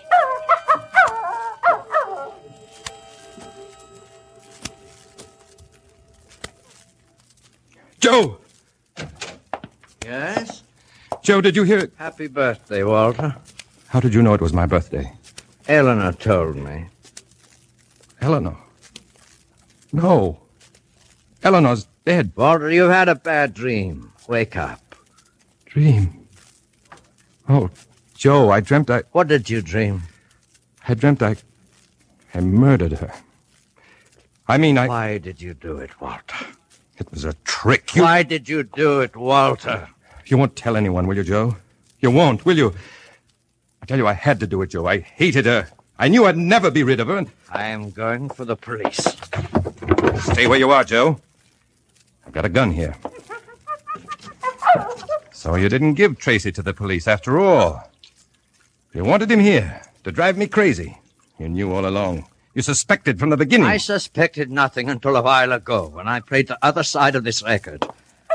Now put that gun down, Walter. Let the dog in. Go on, let him in. If it hadn't been for him, you'd have never known about Eleanor. But I'm going to fix both of you now. You couldn't get away with one murder. Now I suppose you think you'll get away with two. Pick the dog up. Go on, pick him up. That's right. Now sit over there with him in your lap. Hold him close if you're so fond of him. It's going to be 2 birds with 1 stone again. Only this time I'll make it stick. Drop that gun, favorite.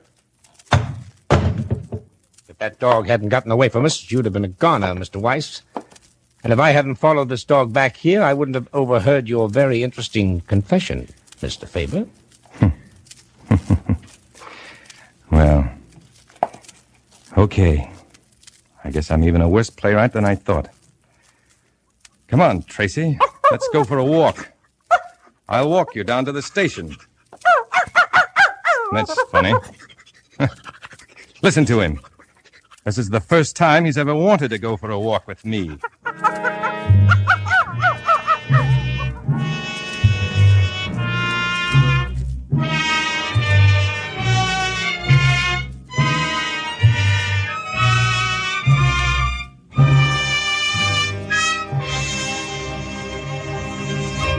And so closes 2 birds with 1 stone, in which Roma Wines have brought you Dana Andrews as star of tonight's study in Suspense.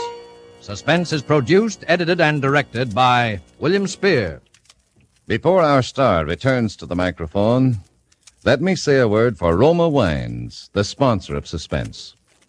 The world-famous hostess, Miss Elsa Maxwell, knows all the niceties of entertaining. And she has this to say about simple wartime hospitality. Good friends and good Roma California sherry. These are the makings of a pleasant evening. Roma sherry is ideal for any occasion, before dinner with appetizers or during friendly visits.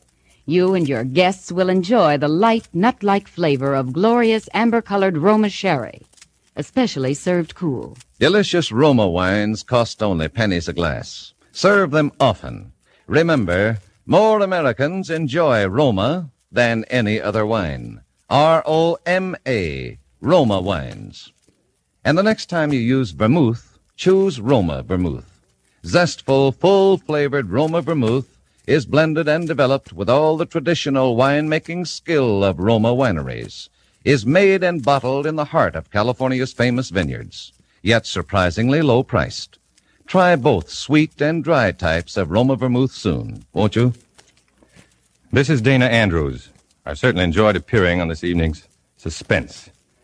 And I'll be looking forward to next week's show, which will star my good friend Herbert Marshall. In the meantime, remember this. We've got the biggest home front effort of the war facing us right now.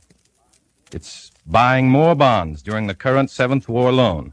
More than we've ever bought before. Last year by this time, we had 2 war loan drives. This drive, the 7th war loan, is the first this year, but it must do the job of 2. For there'll be only 2 war loan drives in 1945. So buy more and larger war bonds now. Dana Andrews appeared through the courtesy of 20th Century Fox and will soon be seen in their production, State Fair. I suppose I should get one of those fun hats. They do look like an awful lot of fun. What's that? Well, maybe I have one from last time. To be honest, it's hard for me to know exactly when last time was. I know it's supposed to be easy to track, but, well, I guess I'm just not on track to be average. All I really know about time and place and endings and beginnings is they're so soon. A Whistler.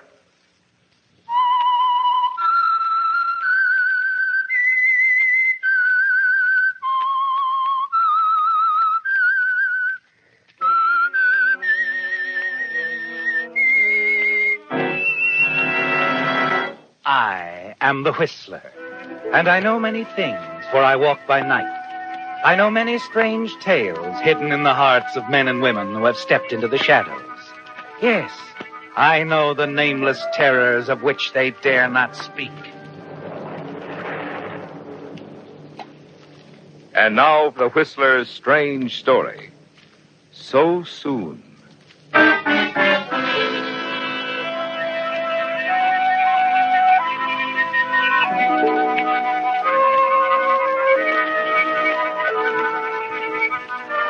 Ted Gray had music in his heart. He heard a melody in the rustle of every leaf, saw a song in the bend of every river. A few years ago, Ted teamed up with lyric writer Al Wilson. And now Ted Gray and Al Wilson formed one of the most successful songwriting combinations in the profession.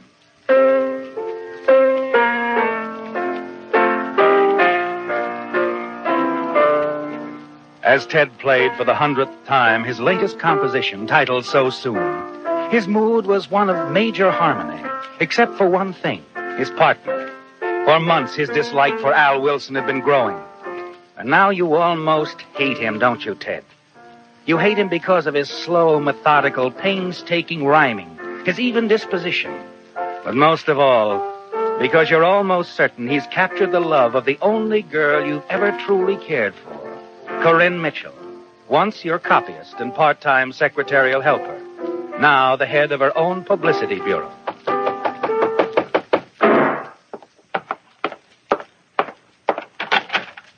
Hi, Ted. Sorry I'm late. You're always late. Did you finish the lyrics? Yeah, all but a couple of lines. Now, you've been playing around with them for 3 weeks. Oh, I know, but you knocked out a great tune this time, kid, and I want to be sure the lyrics are just as good as the tune. That would be a novelty. I don't know. You've done all right with me. I know a couple of composers who've done just as well and paid a lot less. You're getting 50% of the royalties. Why, Regan only gets 20% of the lyrics he writes for Joe Winslow's tunes. Well, then, why don't you get Eddie Regan to write your lyrics? He's under contract to Winslow. Oh, we got a contract, too, 50%, remember? And it's that or nothing. Any time you want to call off the whole thing, well, all you have to do is say so. Incidentally, mentioning our contract reminds me of a change I want. What kind of a change? Well, that clause that if one of us dies, the other gets complete ownership of all of our numbers. How come you want that change all of a sudden? Neither of us has any near relatives. Nobody close enough to leave anything to. Well, I expect to have a near relative soon. A very near relative. A wife. Who's the lucky girl? Corinne. Corinne? Yeah, Corinne. You're engaged? Well, not yet, but I'm going to ask her as soon as I see her. And you think she'll say yes? I think so. Oh, you slay me, Al. What's so funny? Well, I got news for you. Corinne's going to marry me. Funny she didn't say anything to me about that last night. Oh, not so funny. I asked her not to say anything until we got so soon rolling. Well, I'll believe that when she tells me. She'll tell you, Al. She'll have a chance when she gets back from that publicity trip to Seattle. Well, that's all right with me. Meantime, how about finishing those lyrics? With Corinne out of town, there's nothing to distract you. And Marcia Wallace promised she'd sing it at her opening at the Club Rio a week from Saturday night, if we finish it. All right, Ted. I'll try to finish it. Well, I wish you would. Once we get the song going, we can go into that contract thing. It'll only be a week or 10 days. By that time, Corinne ought to be back, too. That I'm not forgetting. Okay. It's a deal. Good. I'll drop by your place in a couple of days. By then, you ought to have the lyrics finished. Okay? Right.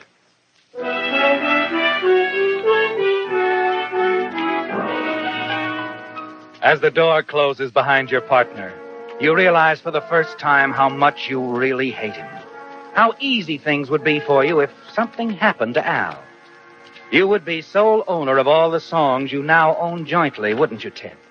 And with Al out of the way, you're certain Corinne would marry you in a moment. Then it hits you. Something must happen to Al before Corinne returns and before your royalty contract is changed. You're startled as you realize you're thinking of murder. You've never even imagined yourself as a killer. Neither has anyone else, have they, Ted? No. And you're certain they never will. That's why you feel sure you can remove Al and get away with it. You think about it for a couple of days and then phone Al.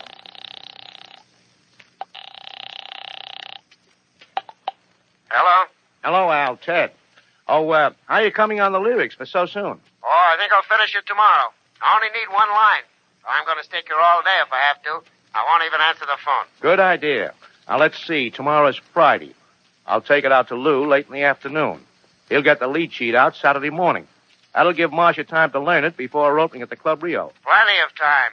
I think I'll have it tomorrow, Ted. Well, hop to it, kid. Phone me when it's finished.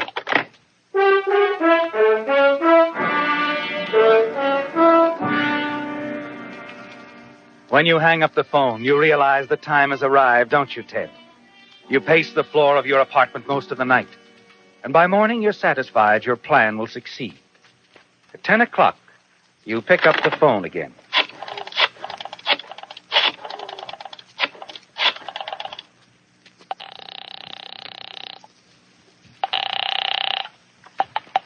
Central Publishing. Hi, Gracie. Ted Gray. Hello, Ted. Is the boss in? Not yet. How about Frankie? Nobody here but me. They're both tied up until after lunch, about 3. 3 it is. I'll run by Al's place. Have lunch with him. Pick up the lyrics of So Soon if he's finished them. That'll make Lou real happy. Me too, honey child. See you around 3.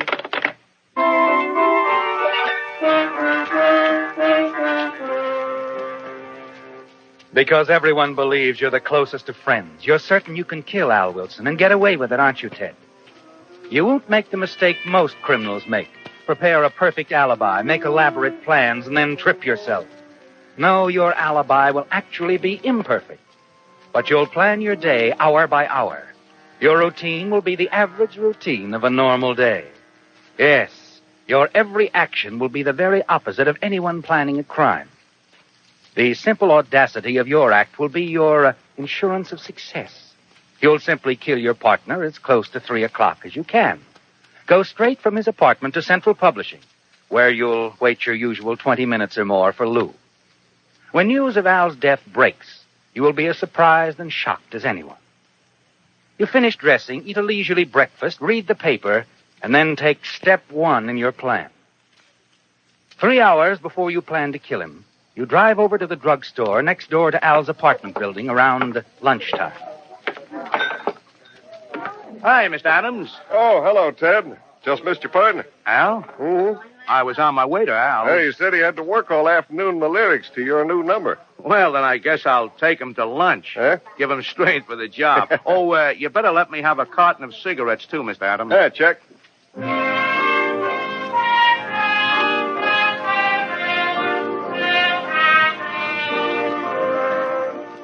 Well, Ted, you now have at least one reputable witness who, if needed, will testify you were on the way to Al's place to take him to lunch.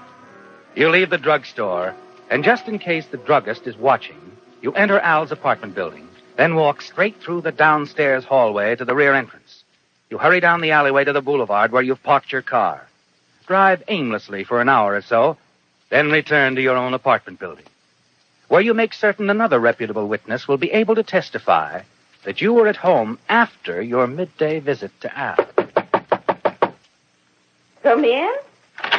Oh, good afternoon, Mr. Gray. Oh, hello, Mrs. Carter. I was just wondering if you might have a larger apartment vacant, one with an extra bedroom. Well, I will have on the first of the month. Do you have some friends? No. Al and I thought we might get more work done if we lived in the same place. I just had lunch with Al. Oh, this will be perfect for you two bachelors. I can't show it to you right now. But That's all right. It's all right. I want Al to see it anyway. Besides, I've got a little copying to do. Then I've got to get out to Central Publishing. I just wanted to make sure you had one. We'll take a look at it Sunday.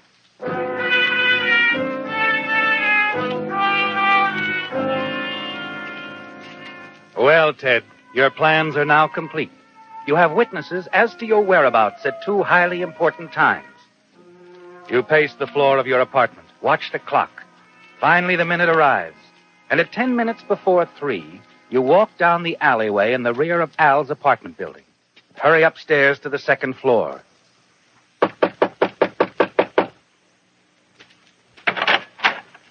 Oh, hello, Ted. Come on in. Well, how are you coming on that line? I got it. Well, let's hear it. Why must I end my dreams so soon? Like it? Why must I end my dreams so soon? Huh? It's okay.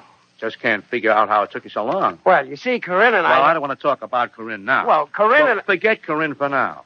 Look, I'll take this lead sheet out to Lou North right away. He'll get it to Marshal Wallace. Okay, Ted. Look, Al, I had to skip lunch today. Have you got anything to eat in the kitchen? Oh, yeah, there's some cheese and bread back there. Well, that's enough for me.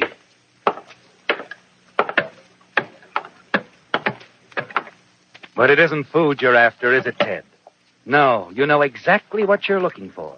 And you find it in a drawer of Al's kitchen cabinet, the bread knife. Then you return to the living room. Find anything? I found what I was looking for, Al. What do you mean? Well, what's the matter with you? Wait a minute. Listen to me. Ted!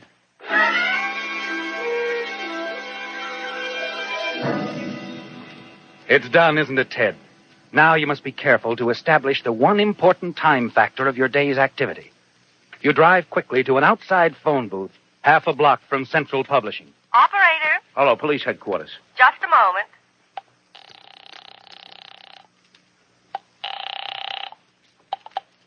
Police headquarters, Sergeant Quinn speaking. Hello. There's a dead man in apartment 203 in the Cheswell Apartments on Los Palmas. Who is this? Who's talking? That's something you'll never know, Sergeant.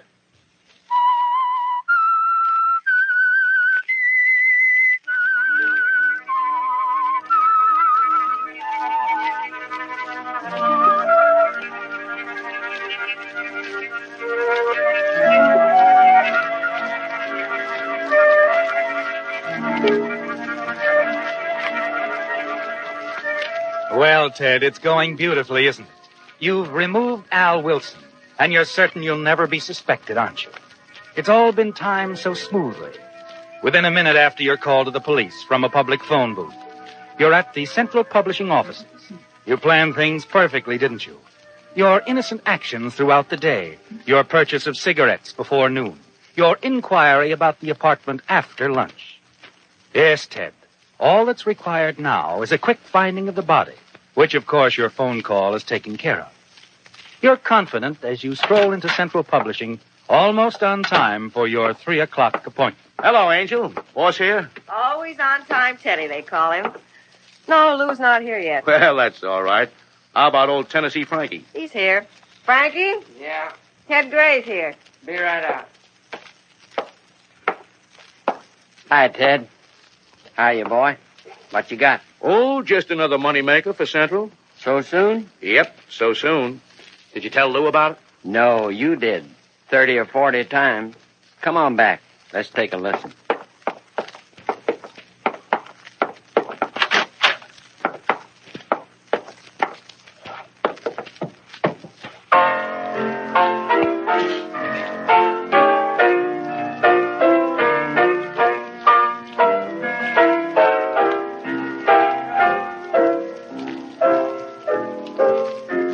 Sounds like it might go.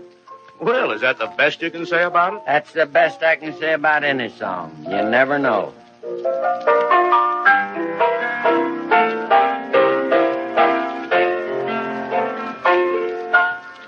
Well, look, how about getting a lead sheet on it right away, will you, Frankie? Sure. You know, I put on that line Al was having so much trouble with myself. I saw him just before lunch. He was still having trouble, so I knocked it out myself. Why must I end my dream so soon? You like it? Sounds all right. Well, I'm glad you like it. I'll pick up the lead sheets tomorrow, Okay. You want it on the phone, Ted. Okay, why all the excitement? It's the police department. Well, okay, take it easy. I haven't robbed any banks. It's about Al. Al, what's the matter with him? I don't know. The officer found out you were Al's partner. He wanted to know if you were here. Maybe he's had an accident. Accident? Oh, no, not Al. He's too careful. Hello? Yes? Yes. What? Couldn't be. Murdered? Oh, no. No. No, I'll be right down. Al's dead. Al? Yeah. But how? The cops say he was murdered.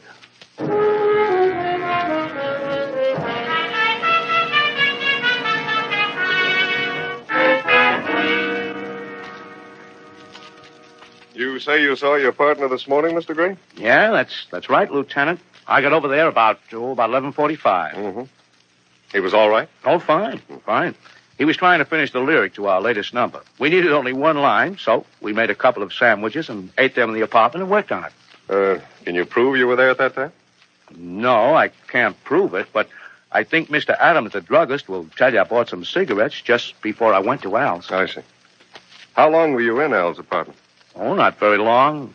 A few minutes after we finished eating, the line came to me, and I went home. Mm-hmm. Typed out the complete lyric and took it to Central Publishing Company. You can prove this? Well, no, Lieutenant. After all, I wasn't planning on having to account for my time. Well, wait a minute. I can prove I came back to my apartment after I had lunch with Al. I talked with Mrs. Carter, the apartment manager, about a larger apartment. Mm-hmm. Well, we'll check on your statement. The important thing is, where were you at 3 o'clock? 3 o'clock? Central Publishing, yeah. I guess there's no way I can prove it. Unless the receptionist, she remembers I... We'll question her, of course. Oh, you're not under suspicion, Mr. Gray, any more than anyone else. I realize that, Lieutenant. But we do have to investigate every angle. Well, thanks for your cooperation. If we have any more questions, we'll phone you. And if I think of anything important, I'll phone you. Anything I can do to help catch Al's killer will be a pleasure.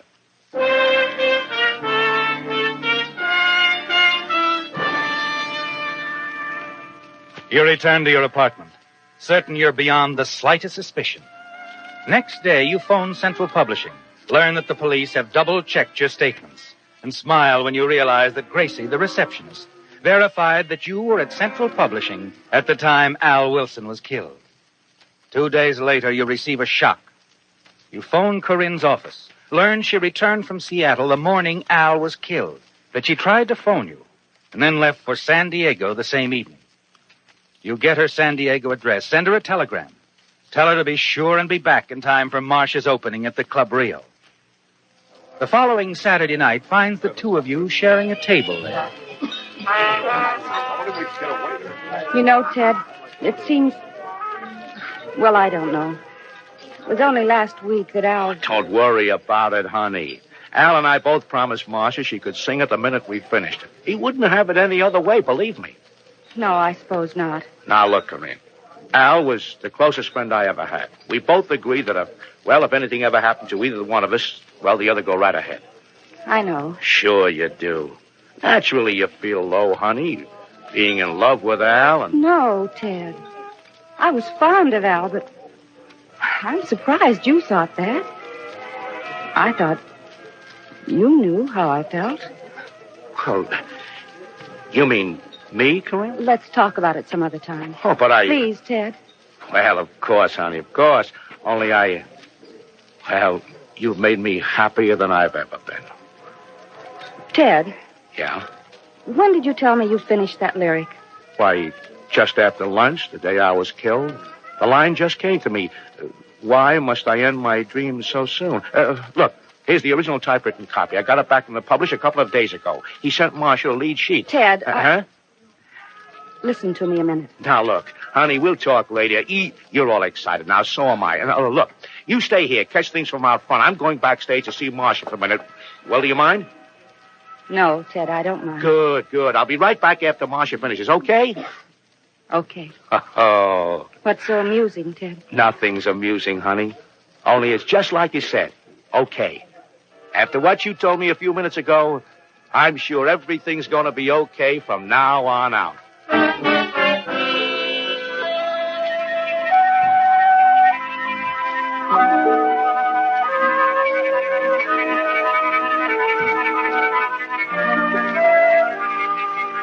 Well, Ted, you're certain you've won, aren't you?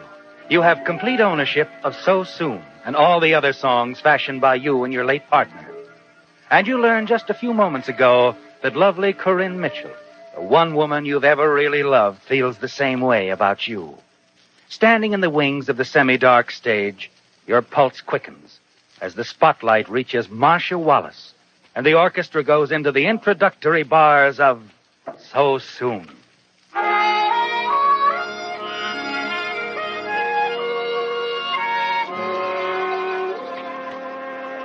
So soon to tell me that we are all through. So soon to say that you found someone new. So soon to leave me so lonely and blue. Why must I end my dream so soon? It was just yesterday. In your arms I heard you say you'd love me forever. Your forever meant a day. Others are waiting to sing me love's tune.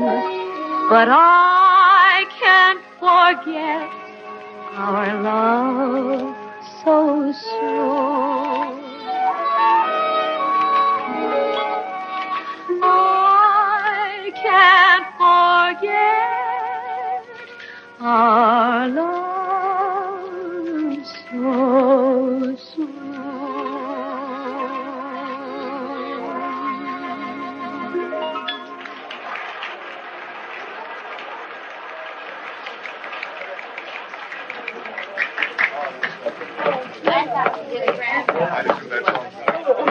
Excuse me, please. I beg your pardon. Honey, it went great, didn't it? Say, did you... Oh, I'm sorry, Corinne. I was so excited I didn't notice That's that you all were... right, Ted. This is Lieutenant Roberts. Homicide. Yeah, we've met before. Well, I knew Marcia was going to slay him tonight, but I didn't think she'd be arrested for it. She won't be. I called the police, Ted, just after you went backstage. You? But why? Because you killed Al Wilson. Me?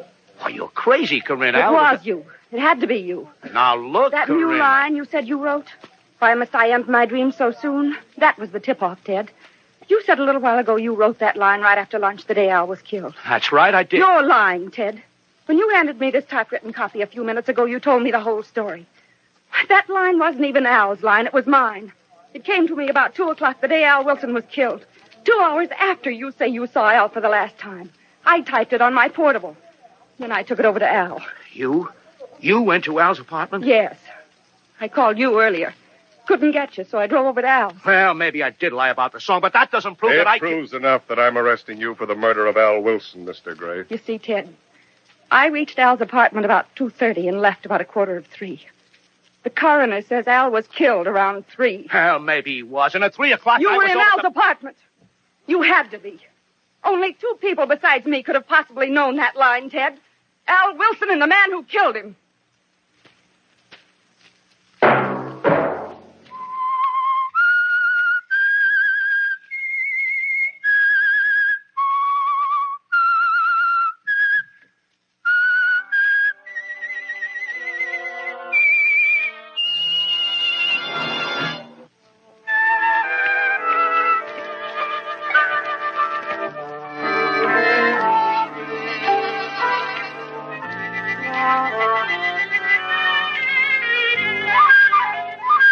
Whistler, whose strange story you have just heard, will be back next week with another tale from his never-ending file. This is the United States Armed Forces Radio Service.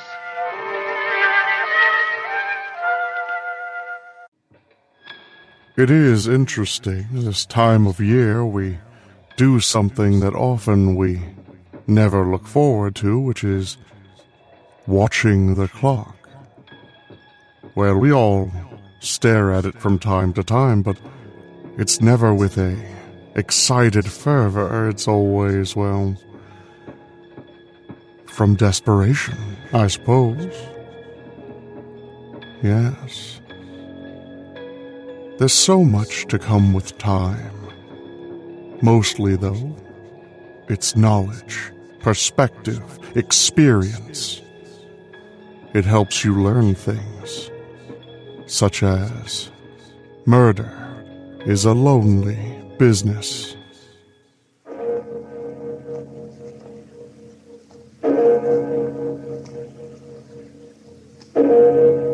Murder at midnight. Let go of my arm. I'll give you money. All the money you want. No, Fred, no! You monsters! I'll make you pay for this.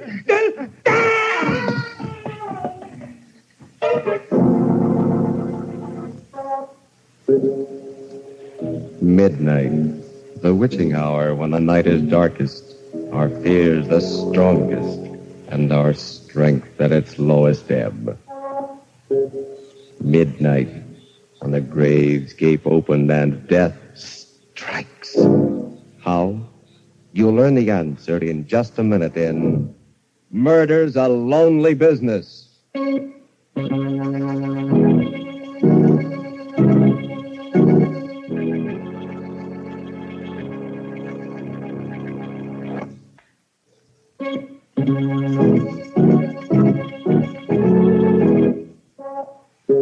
And now, Murder at Midnight. Unusual stories of terror and mystery by radio's masters of the macabre. This tale, a study of murder in duet, is by William Morwood. Its title, Murder's a Lonely Business.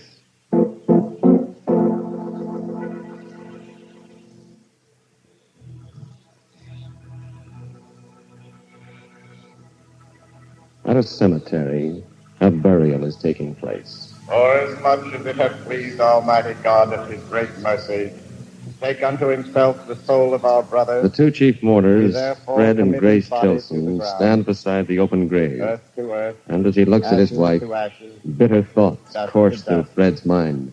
sure and certain Look hope at her. of resurrection. Look at her standing there, dabbing her eyes with a handkerchief. Tears. Real tears after what she did. After what she made me do. She doesn't know what sincerity is, or love, or pity either. She's hard. Hard all the way through. And I never knew. Never even suspected to. Till we killed him. Now, that's the way she acted. I'll never forget it. Never. A nightmare always. How can I go on living with her? How can I ever trust her again? What am I to do? Oh, Lord, I'd give anything for a drink. I think I ever married that sniveling creature. I believe he's really crying. Really sorry. As if he cared a hoop about his Uncle Edward outside of the money he could get out of him. He was ready enough to help put the old man out of the way the other night. Now his nerve's gone. All he can think about is a drink. That's the only time I feel safe with him. When he's drunk. And not always then. The way he's been carrying on lately, Lord knows what he'll say or do next. I'll have to watch him every minute of the time. After thy He's likeness. a fool. Through thy mercy, I O our despise Lord, who livest and reignest with the Father and the Holy Ghost, ever one God, world without end. Amen. Amen. Amen. Goodbye, Uncle Edward. They're throwing dirt on your coffin now. But you won't mind. You're cold and silent now. Very different from the way you were 3 nights ago. 3 nights ago. Was that all it was? Another lifetime, but... Yes, that's right. driving up to his house in the dark, letting ourselves in. Uncle Edward? He must be up in his study. I guess so. Servant's night out. Uncle Edward? The door above opened, and Uncle Edward started down the marble staircase. In my mind's eye, instead of Uncle Edward, I could see my friends, a whole crowd filling the room, and myself in a gorgeous gown descending to greet them. A much more fitting picture than the stodgy form of Uncle Edward as he came down toward us. Well, this is a surprise. I thought we'd drop in, Uncle Edward. It's been a long time. 6 weeks, to be exact, Fred. How are you, Grace? Wonderful, thanks, Uncle Edward. Well, I'm glad to hear it. You look a little off your feed. Come on into the library. You'll be more comfortable here. Oh, a drink, Fred? Why, Don't be polite. From what I hear, you're rarely seen without one these days. You sound as if you'd had spies watching us, Uncle Edward. It's entirely possible. What? I've certainly been interested in your activities. For instance, I hear you can be found at a gambling house almost every evening, Grace. Oh, only the fashionable ones, where everybody goes. You've got to keep in the swim nowadays. If you can afford it. You can't. Not on Fred's salary. That's the trouble. Well, frankly, Uncle Edward, that's why we've come here tonight. We're in a jam again. Money? What else? And you want me to bail you out, huh? Well, I'll be equally frank with you. This time, I'm not going to do it. I'm sorry I've helped you out of messes often enough in the past. Each time, I hoped you'd pull yourself together, settle down, and lead solid, respectable lives. But each time, you disappointed me. Now, I've given up hoping. Uncle Edward, I promise you... Too late, Fred. I can't believe your promises anymore. I've given you and Grace every chance. Now I'm washing my hands of you. You can't expect help from me ever again. Now or in the future. Exactly what does that mean? My lawyer's coming here tomorrow, and I'm going to cut Fred out of my will. Cut him out entirely. Uncle Edward. Every cent I have is to be left to charity. Why, you're not serious. You can't be. Well, it's not fair. I'm your only nephew, and There's no use talking, Fred. My mind is made up. Now, would you care to discuss the weather? No. I thought you wouldn't, Grace. Come on, Fred. Uncle Edward, I advise you to change your mind about this. I beg your pardon? Because if you don't, you may live to be sorry. We went outside. Grace was in a white rage, and I was all jumping myself. We walked around the garden paths, trying to get hold of ourselves before we started back to town. You know what this means, don't you, Fred? The end of everything. We'll never be able to get credit once it's known that Uncle Edward's cut us off. Yes, I know. Somehow, some way, we've got to stop him from changing his will. But how? You know there's no use arguing with him. He's as stubborn as a mule. Besides, there's no time left. He's going to do it tomorrow. I know. Unless, of course, something happens to him before that. Such as? He could die. What? Suddenly. Some chance he's as healthy. Grace, what are you thinking of? You know. You're mad. If you want to spend the rest of your life struggling with debts, not able to do anything, I don't. But everything's perfect for it. The old man's alone in the house. No one knows we call this evening. No one will. Stop it. I won't listen to you. Be a man for once in your life. Everything you want. Money, luxury. For 5 minutes' work. Yes, but how? The gun. The gun he keeps in the desk in his study. You've seen it. Yes, but... We'll take the money, valuables, to make it look like a robbery. Well, what are you afraid of? The sight of a little blood? Grace, I don't know you when you talk like this. I know what I'm after for both of us. It's our only chance of a future. Together. Are you coming? Hi. Yes. All right. Let's go in. The servants will be coming back. We haven't any time to waste. We went back into the house, climbed the long staircase to Uncle Edward's study. My mouth was dry, my knees were shaking. We reached the landing. Knock on the door. Grace, suppose... It's too late to suppose anything. Knock. Yes? Come in. I was expecting you back. You were? Certainly.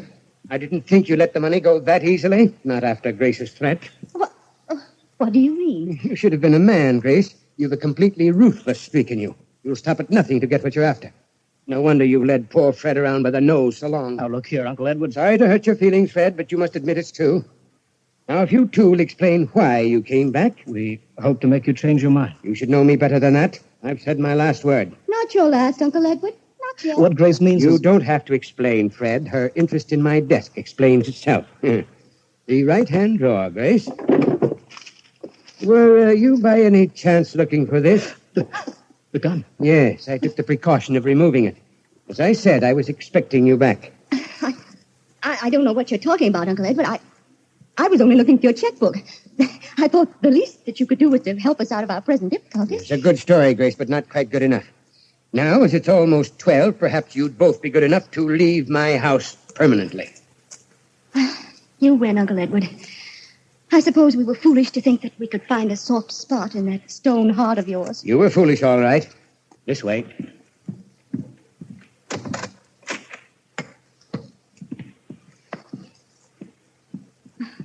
This reminds me of the old days, when Fred and I were first married, when we used to come and visit you.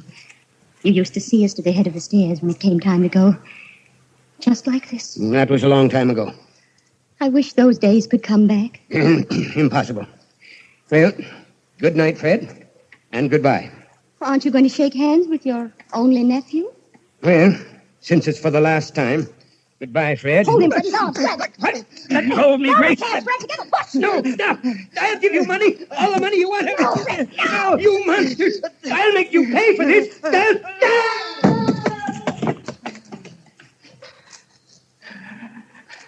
Grace, what did we do?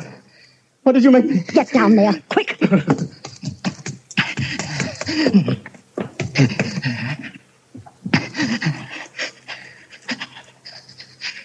no pulse. He's dead. Grace, when did you find him? An accident. The old man tripped on the stairs and broke his back. The money's ours, Fred. Everything we wanted. What's that? Grace, dead? Oh, you fools. So you think it's yours, do you? Nothing is yours but death. Because you're going to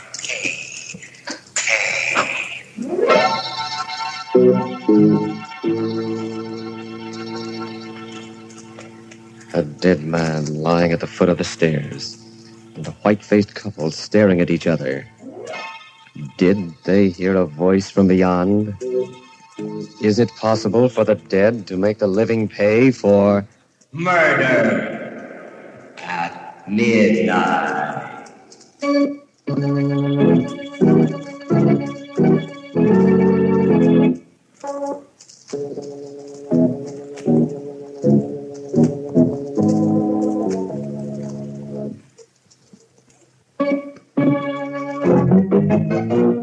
And now, here is Grace Tilton to continue our story.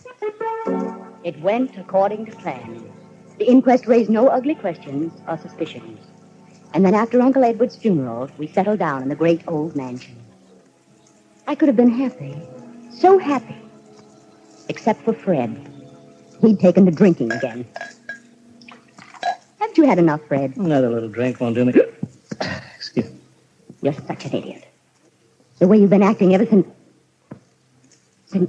We did in poor Uncle Edward? Don't be afraid to say it, Grace. We're alone now. Why did you give up your job so suddenly? I'm a rich man now. No need to work. But it looks so suspicious. And the way you've let yourself slip. That dirty shirt. You haven't shaved in 2 days. Don't tell me you're ashamed of me. I can't ask anyone to the house. And I had such plans for us. Entertaining parties, making a name for ourselves. Sorry, that's not my idea of a career. In heaven's name, what is? Drinks. More drinks. Then another one. I won't let you turn into a drunken bum. I won't be disgraced like that. I'll do exactly what I like, and you won't stop me. Don't forget, my love. We share a little secret together. I'm not forgetting. No matter what happens, you're tied to me for the rest of your life. I wouldn't be too sure of that, Fred. If I get a chance at what I want, you won't stand in my way. Nothing will. What did she mean by that? I thought about it, brooded over it, couldn't forget it.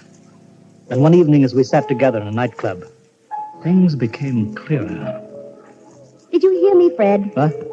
I said I wanted a cigarette. Oh, certainly, madam. Here you are. Match? If you can hold it steady enough.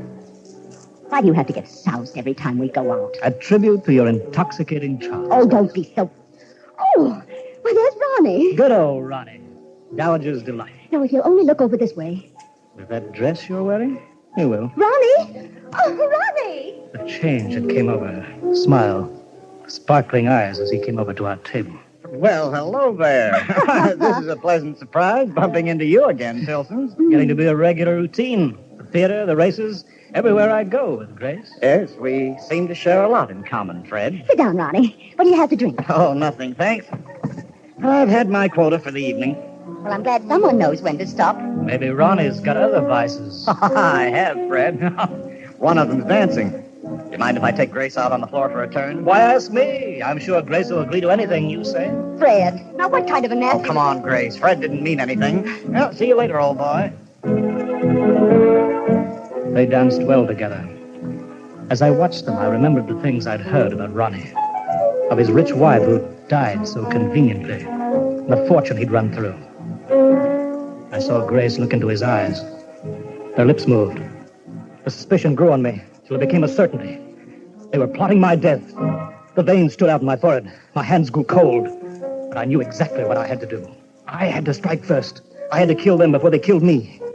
If only I knew what they were plotting. If only I could hear. They were whispering to each other. Grace, darling, you're so silent. It's Fred. How dare he act that way? Oh, he's a very unpleasant person. Of course, he's under the weather. But that's no excuse. Just means he doesn't give a rap for you. Never has. Well, don't let's talk about him. Right. Music's lovely. Yes. So are you. Ronnie. You dance like an angel. I could hold you in my arms forever. Oh, we're just made for each other. You know that, Grace, don't you? I'd rather not think about it. But you must. Have you considered what we talked about the other day? It's impossible. Why? I love you more than anything in the world. We have the same tastes and ambitions. We could be a wonderful success together. But... You love me too, don't you? Oh, yes, yes. Well, then what's stopping us? What's so precious about the life of a drunken bum? Fred's my husband. Husband. You love him? Even respect him? No. I did feel sorry for him, but not anymore. Not after tonight. I hate him. That's more like it. Well, then there's nothing to interfere. Except... The danger? Leave that in my hands. You have just one job to do, Grace. And that? Get Fred up to my place in the mountains for a vacation. I guarantee he'll never come back.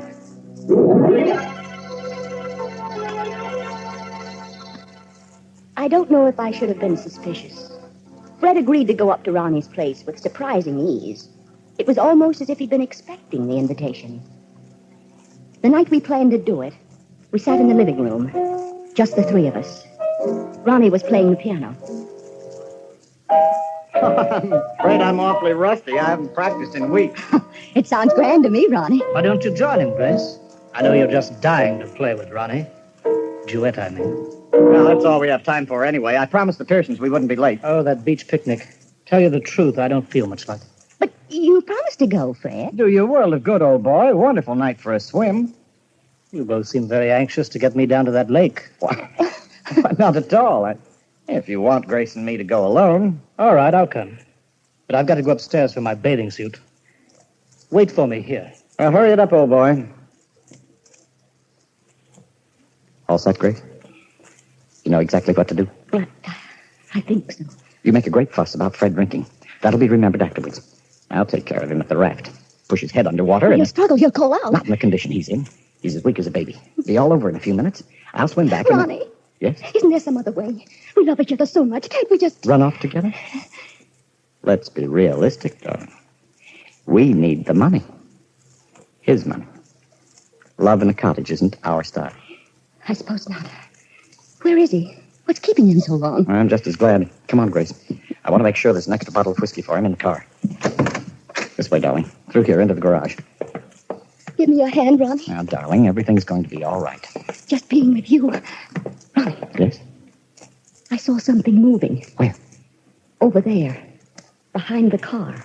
Fred. Hello. Thought I'd hurry things up by coming straight out to the garage. Well, you gave us quite a start. Why, Grace? Something on your conscience? Well, the Pearsons will be on our necks if we don't get started soon. Now, in you go. We're off to the races. But just try to pick the winner. We drove out to the road, the winding road that led down to the valley. I knew just the spot where I had to leave them. From there on, their only companion would be the man with a sickle. Slow down, Ronnie. Huh? I'm not going to the picnic after all. My head's splitting. But it's too late to drive you back, Fred. You won't have to. I'll walk. Just let me on. Very well. But, Ronnie... It's all right, Grace. We don't want Fred to have a miserable time at the picnic when we can settle things so much better this way. Thanks. I hate to run out on you, but I've got my health to think of. Oh, sure. Oh, incidentally, there's a short cut back to the house through the fence there. I don't see it. Go on ahead. I'll turn the headlights on it. Thanks. So long. Have a good trip. Where are you going? Fred, look out! Shut up!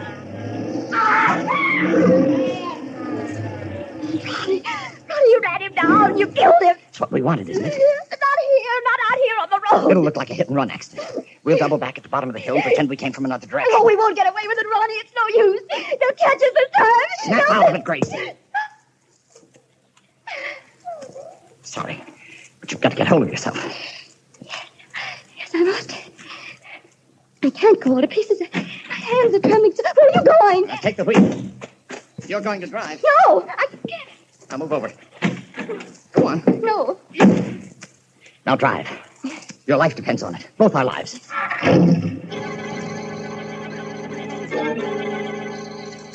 I started down that steep zigzag road, and slowly my nerves relaxed. As the car swooped around the curves, I felt a strange acceleration. Easy on these curves, Grace. It's a sheer drop if we go over the cliff. Oh, are you scared now, Ronnie? Well, I want to keep my neck in one piece. You needn't worry. I'm a good driver. Fred always said What's the matter? nothing. Keep your mind on the road. There's a hairpin bend ahead of here that... Hey, look out! Okay, I see it. I pushed on the brake. The pedal went all the way to the floor, but nothing caught. Nothing. No, Grace. Now, do you know what I was doing there in the garage? I disconnected the brakes. He did it! Fred! The fence, Grace. The fence. Connected them. Yes, Grace. I meant to kill you and Ronnie before you... Grace, slow down. Oh, Ronnie, better take those on. Slow down. Going after you. It's too late now. And long drop to the rocks. Ronnie. See you soon, Grace. Hurry.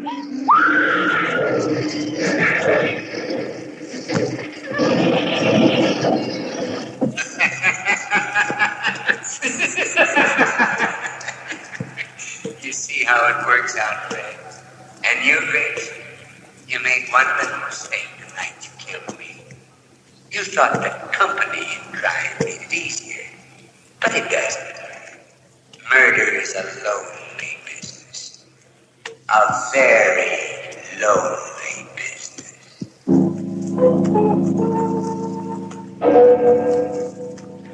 One body lying crumpled in the middle of the road, and two more in the shattered wreckage of the car at the foot of the cliff.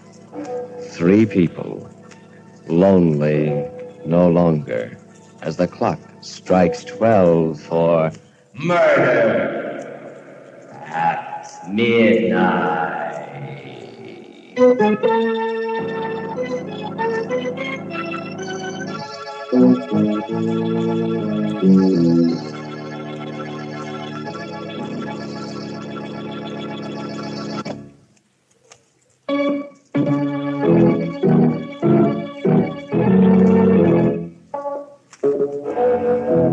Remember to be with us again when death plays host and the clocks strike 12 for Murder at midnight. The part of Grace was played by Helen Shields. Wendell Holmes was her husband. Carl Emery, her lover. With music by Charles Paul, Murder at Midnight was directed by Anton M. Leader.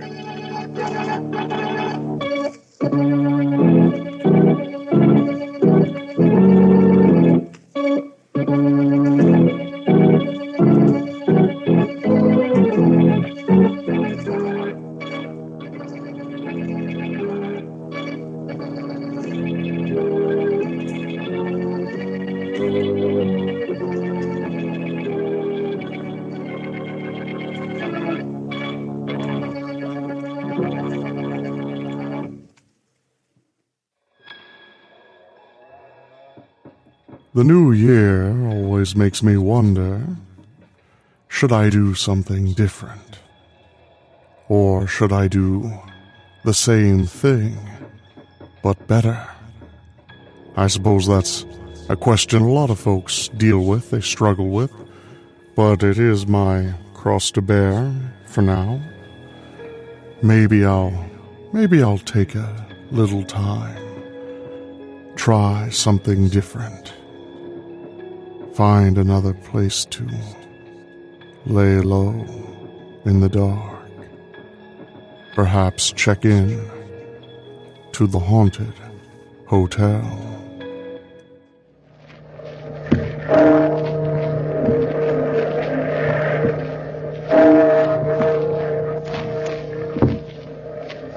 Out of the past, phantoms of a world gone by, speak again the immortal tale, the haunted hotel.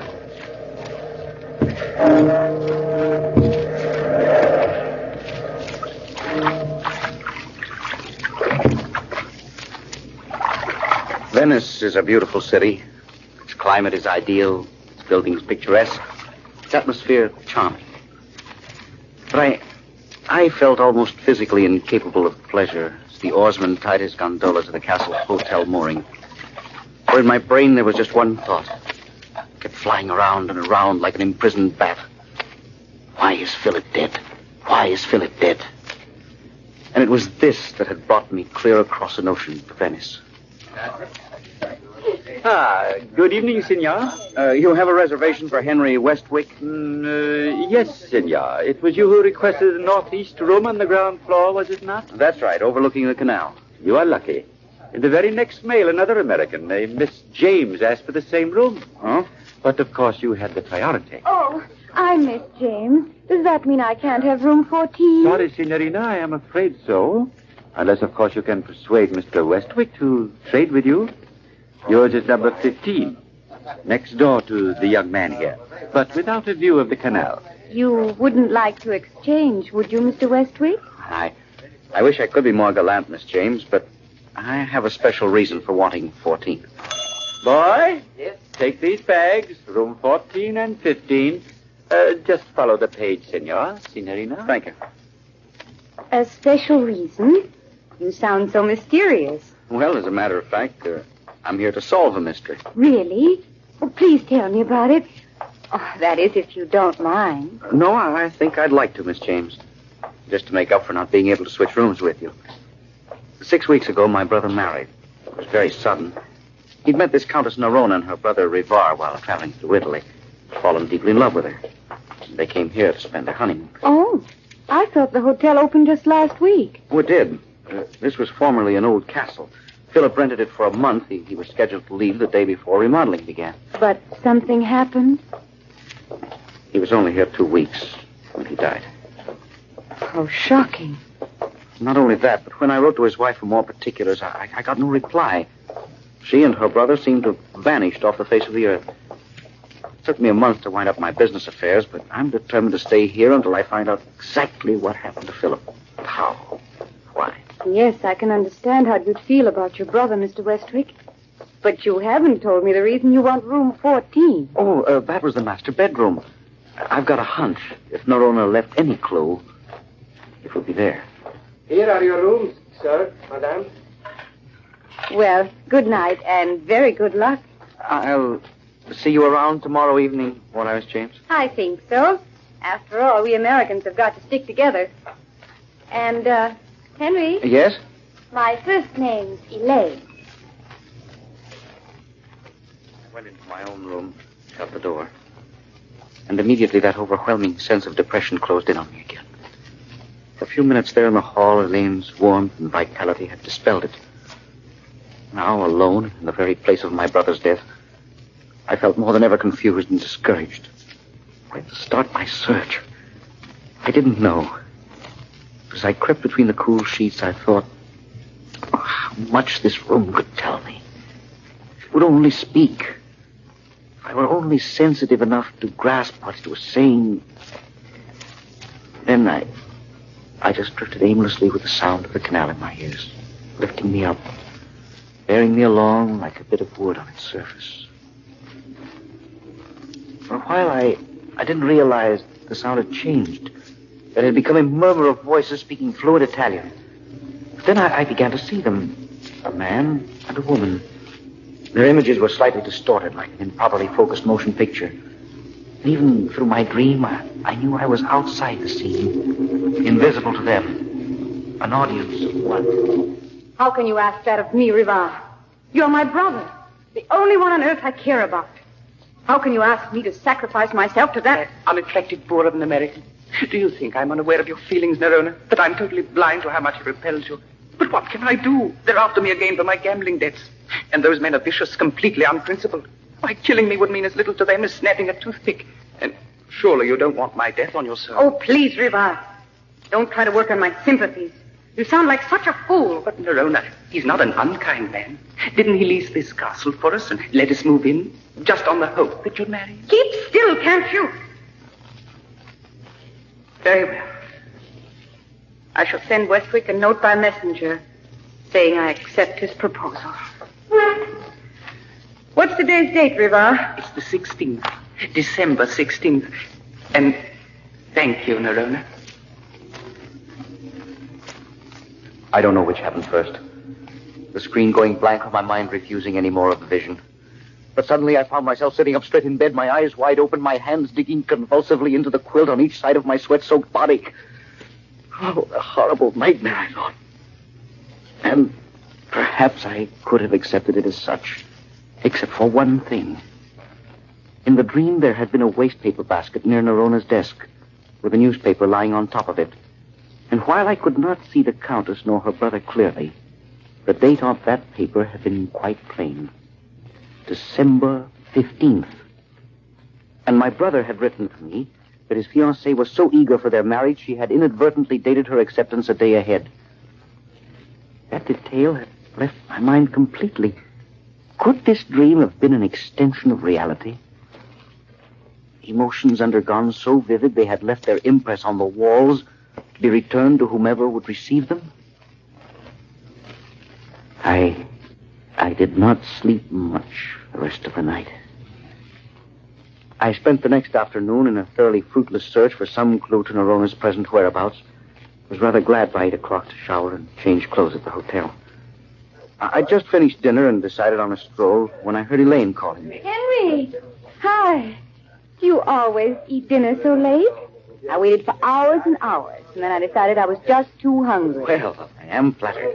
Want to go for a walk with me? I'd love to. And you needn't be so pleased with yourself. It really isn't any special accomplishment of your own that you're the only decent-looking male in the hotel.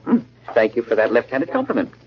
And are you going to chase me all over the place, Elaine? Oh, madly. Tell me, how did today's sleuthing go, Sherlock? Oh, not very well, I'm afraid. The only new factor I've discovered is that no one in all Venice seems to have ever seen Nerona. Why, that's incredible. I know.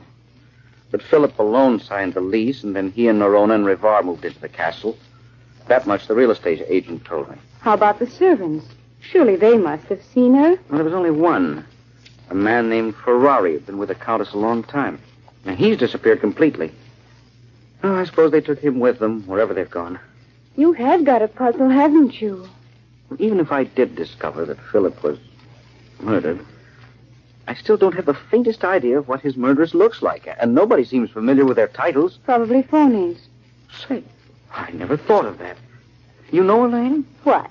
I'm not sure, of course, but there really may be something under that hair. Why, you... Ouch. And I shall wear my brass knuckles in the future. Madam, please, I have a very delicate stomach. Did you hear the sound it made when you belted me? Idiot. That was my bracelet. See? 6 tiny sleigh bells and a silver chain. Oh, well, I thought that they only put sleigh bells on horses. Oh, you... Ow! Maybe we'd better get back to the hotel before you really get angry. Then you'll have to carry me home. I've never met a girl like Elaine before. Pretty, intelligent, with a sense of humor, all at the same time. It was with the greatest reluctance that I finally consented to our saying goodnight, to making her promise that she'd see me next evening. But was that the only reason I wondered? Was I afraid that I might have another dream? pulled the cover up to my shoulders. And almost instantly, as if it had been impatient for my coming, the dream began again. I can't stand him any longer, Riva. Not another day. We've been married just 2 weeks, and already he's scrimping. Already he's being economical.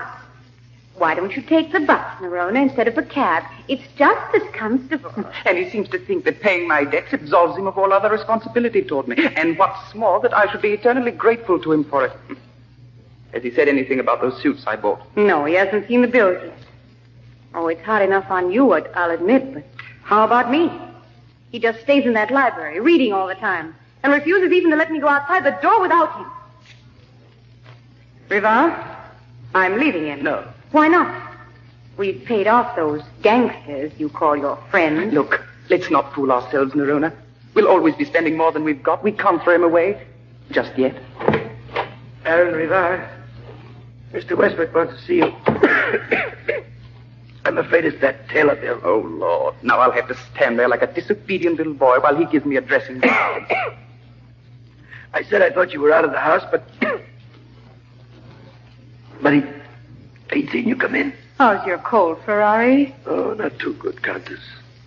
Not too good. If only there was some way to have Westwick's money without his presence.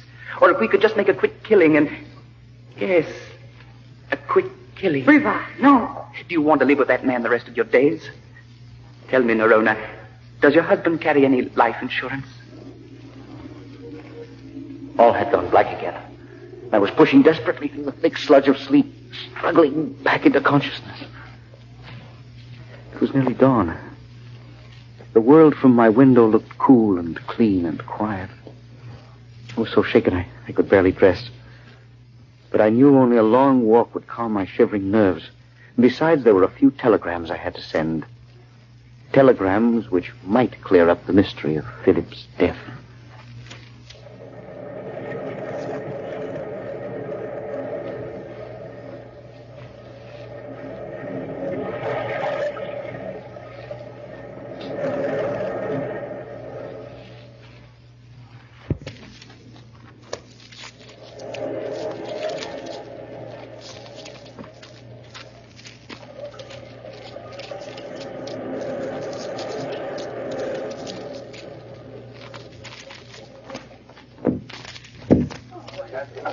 The day went well, incredibly better than I'd hoped. And yet, getting my key from the desk that evening, I realized I was right back where I started. I walked down the corridor and hesitated in front of Elaine's door. Should I knock and say hello? Or wait till I was dressed for dinner? And that problem was quickly solved. Good evening. Well, how did you know I was here? Well, ours are the only rooms at the end of this hall. I heard you walk by and stop, and no sound of a key. For a moment, you had me worried. I thought you were psychic. Oh, I am. Didn't you know? I'm the seventh daughter of a seventh son of a seventh son. They slipped me in because they thought they were getting in a rut. Really? Oh, then I don't have to tell you what I found out today, do I? Oh, you know it already. Oh, come on inside, you horrible creature, and stop keeping me in suspense. Now, tell me all about it. Well, I feel like a pawn in a chess game, Elaine. The minute my side forges ahead, something occurs to checkmate it. Like what, for instance? Oh, like discovering Philip had been insured for $50,000. $50,000? I telegraphed all the insurance companies in America today, and one of them cabled the information immediately. Why, Henry, you're brilliant. Whatever gave you the idea? Well, I've been having... It was just a hunch. They gave me the name of Philip's examining physician here in town who filled in the death certificate, and I checked up on him this afternoon. Yes? No. Straight as a die. Got the best reputation of any doctor in Venice. Now, he swears my brother died of bronchitis, and, well, I'm sure the insurance examiners weren't any too cheerful about handing out $50,000, especially with only one premium paid on it, but they believed him. Oh, that means a dead trail again, huh? I'm afraid so. Oh, Henry, I wish I could help you. If there were only something I could do. I'll tell you what, Elaine. Get into a fluffy dress and clasp those funny little sleigh bells around your wrist, and we'll go out and really see Venice tonight. Okay, Henry. I'll meet you in the lobby in 10 minutes. What? You've been trying to act gay all evening. That's exactly what it's been. An act. I'm sorry, Elaine. I didn't mean to worry you with my troubles. You worry me much more when you won't tell me. What worries you? I know you're tired. It's nearly 2 o'clock, and you've been yawning for the past half hour. Elaine, would you think me crazy if I told you I was afraid to go back into my room? Afraid to go to sleep? But why? I have the most hideous dreams. All about Philip, and the Countess, and her brother. Oh, good heavens, Henry. That's perfectly natural.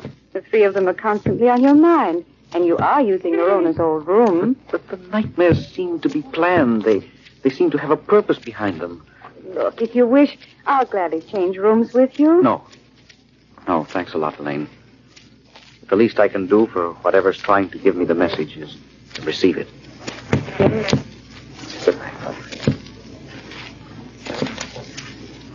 Sleep comes so easily now. Perhaps because I was too anxious to get into the dream, or because for the first time I'd acknowledged a complete belief in it. At any rate, my eyes simply wouldn't stay closed. My mind kept whirling ceaselessly. I tried to lie very quietly, without thrashing, and my body grew taut and straining with the effort. Finally, just as I felt I could stand this immobility no longer, the thread snapped. My brain went limp, and the shadow play continued. Take another look, Riva. He promised he'd come immediately. The doctor's not here yet, Nerona. Do you think I'm blind? No, I'm sorry. It's just nervousness, I guess. Poor sister. Never mind. It'll be all over with by tomorrow. Yes, Ferrari. But we should come to this, Riva. The only friend we have left. And we bury him in another's grave. I don't mind, Countess. In fact, I should be flattered. Think how long I shall be pointed out as a millionaire instead of the pauper I really am. Twice before I had this illness, I knew a third attack would be fatal. He's coming. Quickly now, Ferrari. Repeat your story. Yes. I am Philip Westwick. Last week I caught cold, but I refused to have a doctor, even though my wife pleaded strenuously that I should. I hold a $50,000 policy on my life, and in the event of my death, I wish the doctor to communicate with him. My wife will arrange all the funeral details and notify my relatives in America. Right. Now, I must go into the library and find my husband. He'll be pleased to see me, I'm sure. There's a small jeweler's bill of mine he's taken in there to study. Oh, well, that'll soon be over for good. And it's most important Philip doesn't wander into this part of the house while the doctor's still here. That might prove awkward. Nerona, when do we finish with Philip? Tonight, after the doctor's safely gone. How? Tonight. But you know I can't stand the sight of blood. Don't worry, I intend to do this thing myself. I do not propose to have it bungled. There, he's at the door now. Wait until I'm out of sight, then answer it. And Riva? Yes? If the doctor asks where Mrs. Westwick is, tell him my constant vigilance has tired me so. I'm asleep in another room. Very well, Nerona. Very well. The tableau faded slowly before my eyes. And try as my subconscious would to call it back, make it unreal further for me. The curtain remained stubbornly closed. I didn't wake after this dream, as I always had before. Sank into a dense, hypnotic slumber. Then I felt hot, bright fingers of sunlight touch my eyelids. I knew it was morning. I awoke. Between bath and my breakfast, I formulated a final plan. Something in last night's vision had given me an idea. It was just a little lead, to be sure, but everything else had turned out in blind alley. So I had to try it. I was sitting on the floor in the library, surrounded by books, when Elaine walked in. Oh, looking for someone, lady? What? Oh, Henry. Is this where you've been all afternoon? I just came in to get a magazine, because when you are not around, the hotel's so boring. Thank you for them kind words, ma'am. You can add them to my bill when I leave. What are you doing? This another clue in the case of the missing countess? Or have you simultaneously lost your mind and found a new variation on paper dolly? It's a clue, I think. Well, sit down here. Make yourself useful. All right. Now what? Well, look through this pile of books and see if you can find a bill or a letter. I have reason to believe Nerona bought some jewelry. So what? All women buy jewelry. Even I do. If we can find out where she bought it, we'll be able to get her description. See? Oh, of course. What a dope I am. Well, I never argue with a lady. What? If the bill's not here, it won't matter too much. I'll canvass every jewelry store in Venice till I hit the right one. How come you're so sure of this angle, Henry? Did you find out something new? Well, I had a dream about Nerona last night. Oh, well, tell me, Henry. What does she look like? Is she beautiful? It's funny, but I don't really know. It's as though I'm nearsighted and can't get the image distinctly. Help me, I've tried. Hey. What? Oh, Henry, it's a letter. Well, open it quickly. See if it's the one we want. It is. A bill made out to Philip for 3,000 lira. Oh, Elaine, this is the break. This is the opening wedge. I've got a hunch that from now on the mystery's going to crack wide open. I'm going to phone this jeweler for an appointment. I don't want to be a killjoy, Henry, but it says on the bill, store hours from 10 to 6. It's nearly 7 now. Oh, well, it doesn't matter. I'll go tomorrow. Tonight we'll celebrate. We'll have truffles and nightingale's tongues and champagne. The works. Anyway, Henry, we'll have the champagne. Late that night, when we returned to the hotel, I felt more than ever that at last I was getting to the root of Philip's death. I crept into bed. I could wait for the dream calmly now, because I was no longer running around in circles, right at the threshold to my brother's vengeance.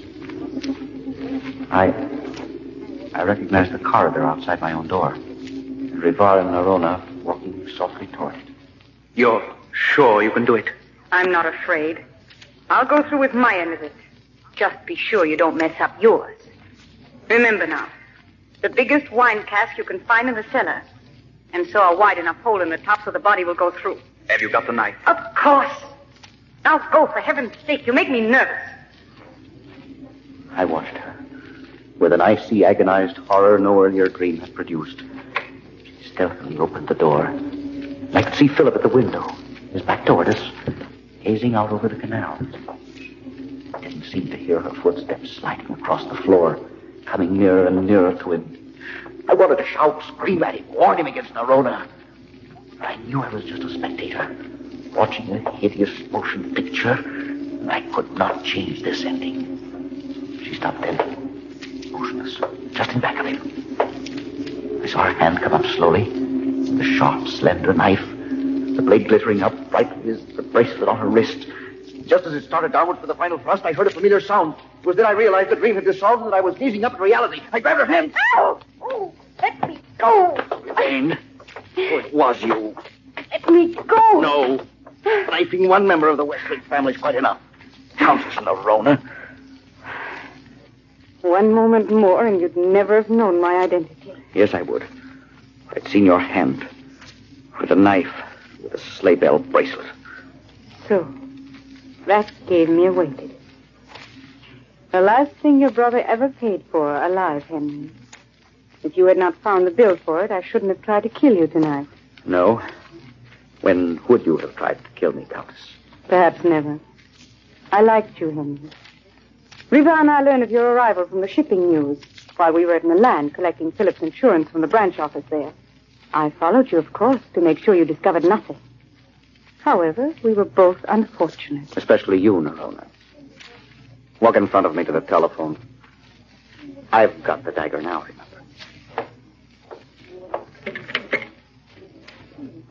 Night clerk, will you please call the police, tell them there's a murderess in room 14? Yes, thank you. Go on, Nerona. What about your American accent? It's quite perfect. I really am a countess, even though from an obscure town in Luxembourg. And I was given the appropriate education. I could speak 6 languages fluently at the age of 10. However, one cannot turn titles into bread nowadays, and so we had to live by our wits, Riva and I. Come in. Senor Westwick, they are here. Shall I send them in? No. I shall go out to them. Henry, take this bracelet to remember me by. Such little deaths. One would not think them capable of sounding a death knell. Senora, the authorities growing patient. Of course. Goodbye, Henry. Goodbye. Goodbye, Elaine.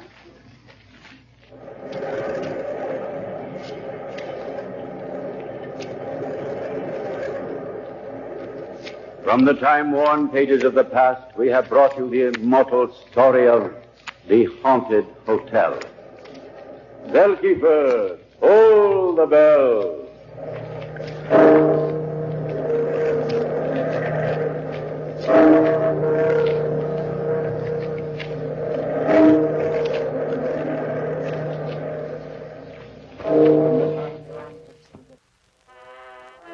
Well, my dear, it has been an interesting, if fearful, trip around the sun.